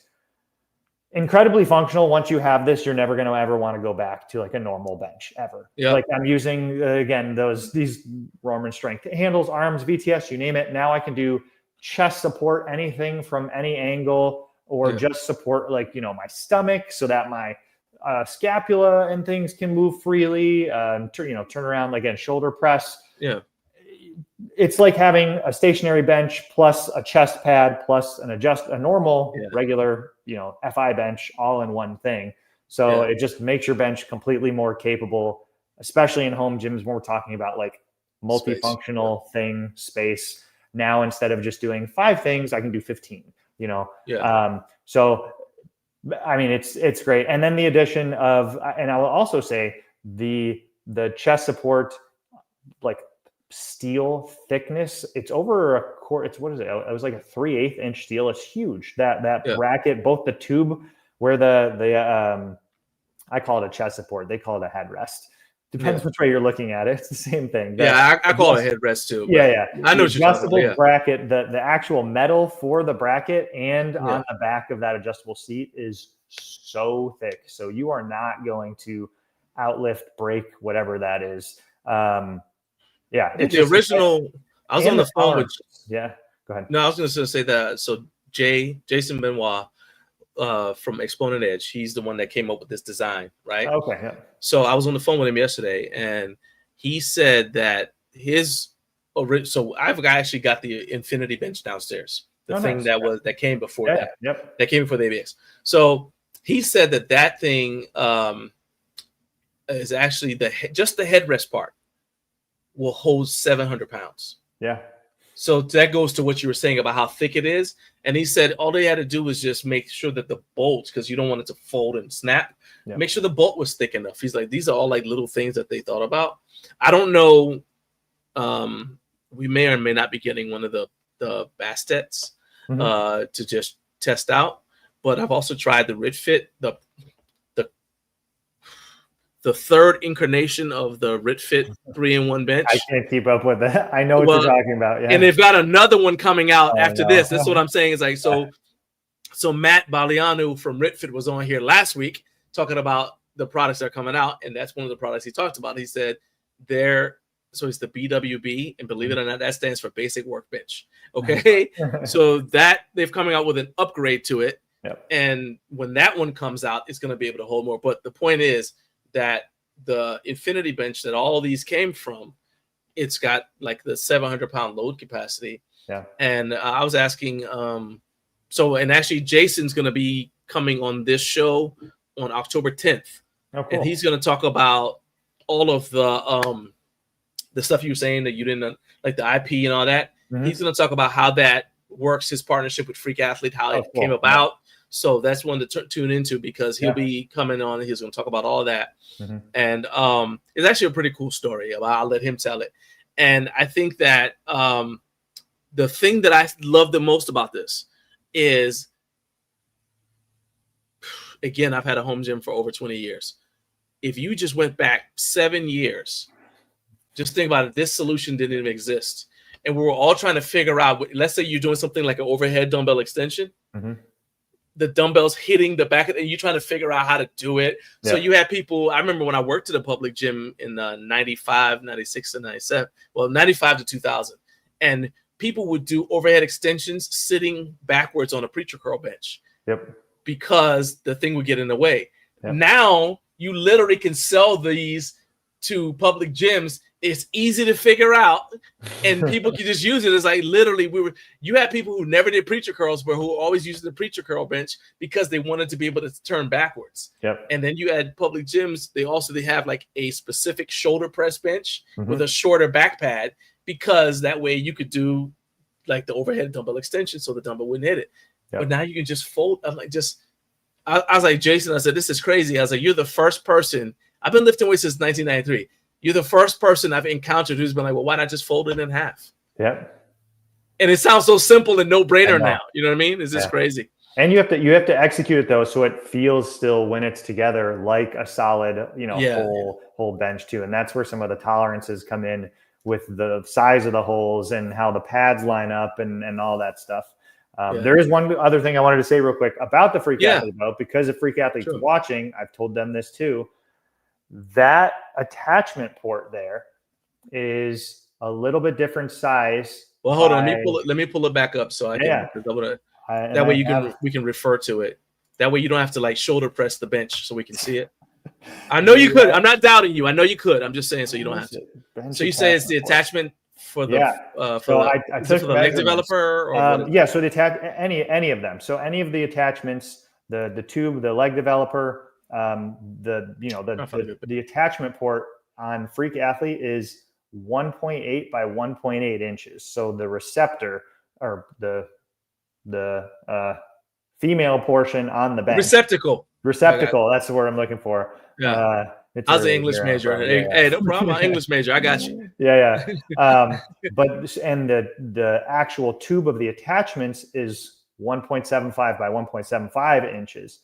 The problem then is now you cannot mix and match then attachments from, you can't take an ABX leg developer and put it on a rep bench, or you can't put it on another brand. Oh, I got you. Are 1/10 of an inch smaller. So well, hold on. Does their stuff fit with the Freak Athlete Hyper Pro attachments? Obviously not the GHD, but like the leg developer. That is something I never tried to attach because I don't think it like lines up from the brackets and stuff like that. So I haven't even. That's not cool. And I'm sorry, you're asking if the leg developer attaches to the Hyper Pro. If the leg developer that we currently have downstairs that comes with the Hyper Pro or that you can get with the Hyper Pro will fit on the ABX, or am I going to have to buy? So let's say if it's me, right? I don't think it'll stand upright is the problem. Like even if the tube was I don't know if the tube is the same size, which I think is what you're asking. I think could I take that and drop it in there, like the one that I have downstairs? No. If I were to buy this bench, completely new leg developer, you have to buy. So now I got 2 leg developers at the house. Yeah. My wife and I can do like synchronized leg developer. They would be the ones though to figure out how to add like a custom bracket or something in order to retrofit the previous leg developer. That's actually good intel. I could see them doing that, but as is, you have to actually see it under the leg developer right here. Note only compatible with ABX. And maybe I don't know if that note is specifically for saying what we're talking about, which is not cross-compatible between their products, but I'm telling you, it's only compatible with ABX. Yeah. I'm telling you, it's not cross-compatible with a rep bench. So if you were thinking, I have a rep bench, and is it going to be the dialed motion I want to get, or the Freak Athlete ABX, or the I'm missing one rep attachment? I don't know how I forgot that one. Yeah. No, you actually cannot use the ABX leg developer on the rep bench because the rep bench port is too small. It's smaller than the current ABX attachments. So I told Freak Athlete, hey, you should really make this universal so that people, if they just want to buy your attachment and put it on their rep bench or their GetRx bench or their Bolt Fitness bench or whatever it is, everyone else is using like a 1.7 by 1.7, I think, tube. Right. And Freak Athlete on all their attachments is 1.75. So it just won't fit.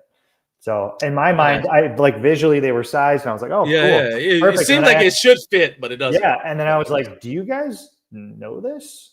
I don't know that they knew it, but they also were like, I don't know that we're going to change it either. But so I want to make sure people know, because the leg extension bench attachment is going to keep going on for the next, years. These other products come out. So I just want people to know right now, you cannot use the Freak Athlete ABX leg developer on any other bench besides the Freak Athlete ABX. So equipment exercise. I'm going to say, yes, it's a copy. He says a Prime Shorty bench a copy. Yes, because Jason came out with the design. He revealed it as the actual product at HomeGymCon. Yeah, like I think the place where people saw it was at HomeGymCon, but it's been in development longer than that. So yes, I'm gonna call it a copy. And again, I'm going to let him kind of like go into all this stuff. But essentially what happened is an issue with the patent. He wasn't able to get his original patent expired, and he wasn't able to get it renewed in time. And so basically just about anybody can make one of these that wants to. Yep. But reason why I say it's a cool story is because how Freak Athlete approached the situation. And so I'll let him tell that story. But any bench you see where the headrest bends down like that, yes, it's a copy. Yeah. So I'll say it. I'm not. Oh, maybe I should have done this. Here we go. I'm saying it's. I'm leaving Michael out of it. I'm saying it's a copy. So there you go. All right. All right. See, they. And he said also that Freak Athlete dropped the ball within their own ecosystem. I think Angus Logan demonstrated power tech and ATX's horizontal attachment to vertical attachment hack. Hey, you're welcome. And JB TV said that's awesome. You tested that. He assumed that ABX stuff would fit with ABX stuff. So I mean, the Freak Athlete stuff would fit with Free Athlete stuff. So yeah. So I'm hoping if more people start to yell at them and complain, they'll change it. I was like, honestly, the pre-order's going on right now, so that would mean, hey, you need to change it pretty quick because I told them already. Yes, it will impact their current manufacturing because they have to like make that smaller. But like from a structural perspective or anything, them sizing down, their tubes by a 1/10 of an inch is not going to, change anything. But it would require, again, probably a lot of back end changes on their side. Hopefully we're far enough in front of that and we'll see what happens. I mean, but just think about it like from a cost perspective. If I were ordering that bench, would have assumed that the leg developer that I already have downstairs would fit on the bench. Yeah. So would I order it? No, I would order the bench. And I realize it says it on the website. It's only compatible. I know that, but do you think people are going to really watch it? Yeah. No. So it's just like, all right, they're going to buy the bench. The bench is going to get to their house. They're going to realize it doesn't fit. They're going to start complaining. Then the company's going to have to come up with a retrofit anyway. So I'm like, get ahead of it now and save yourself the headache. Yep. That's what I think. Yep. Anyway, so what in the word? Okay.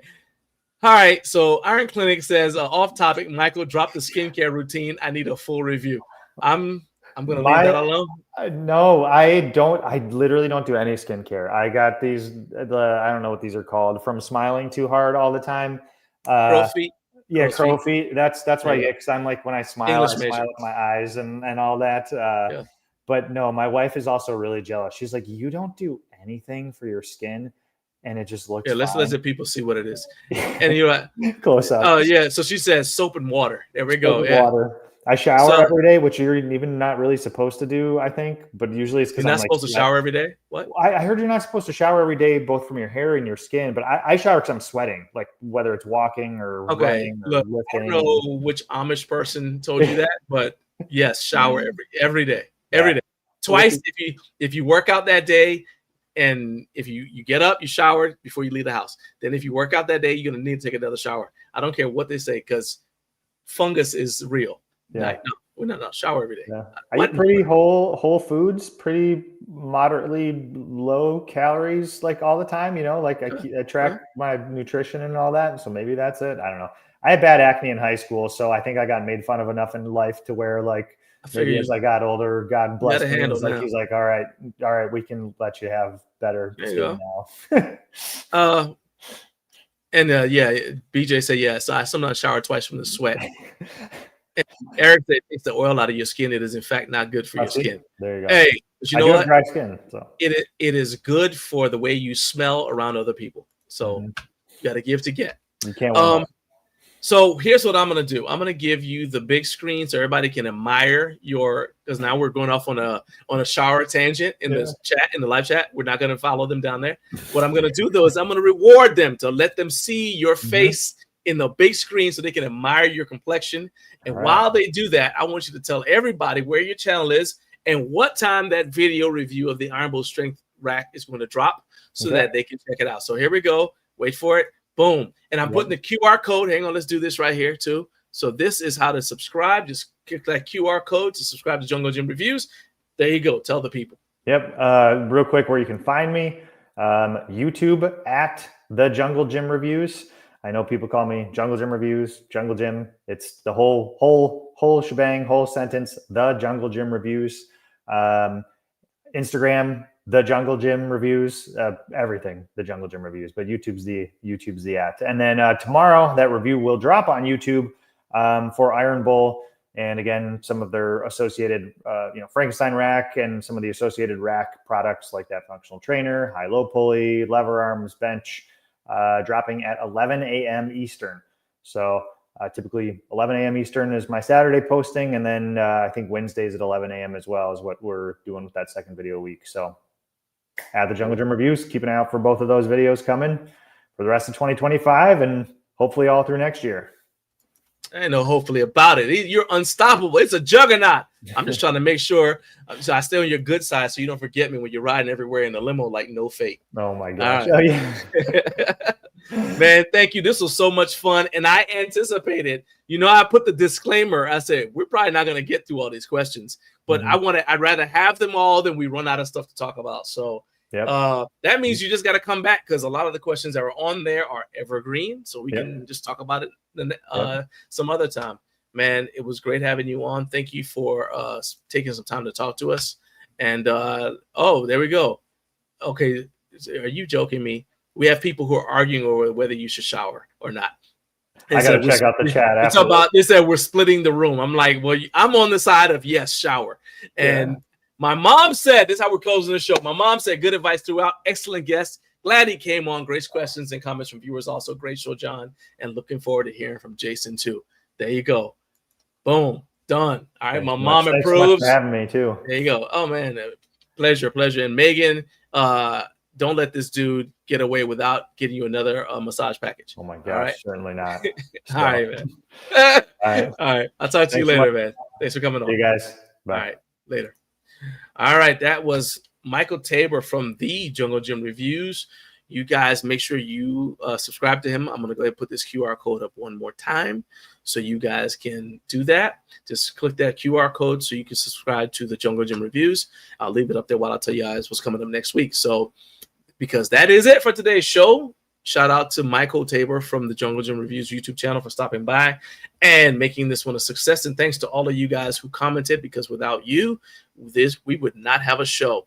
Next week, we've got Dustin Payne, and he is going to be coming in here. We're going to ask him all the questions about what it's like to live with a famous Instagram and YouTube celebrity like Ashley Hiromiak. And I'm really excited. In all seriousness, I'm really excited about Dustin coming on here because I cannot wait to hear his impressions of Home Gym Con, arm wrestling people, all the different things. That dude was just out there living his best life in Home Gym Con. I cannot wait to talk to him. Also, Nicholas Rolnick will be here to talk about SportGrip. I showed you guys earlier today, earlier in the show. As I said, I just got mine in, so I haven't done anything with it beyond what I showed earlier in the show, but I'm sure I'll have more questions for him after I've had time to play with it and talk to Ricardo Magni about his impressions of it. Anyway, next week, we're going to have a great show again. So until then, keep posting in the community section, keep sharing the channel link to help us grow. If you want to support the channel financially, please click that join button, become a channel member. It's less than $1, but it means the world to us. But most of all, keep stacking days. And I'll see you.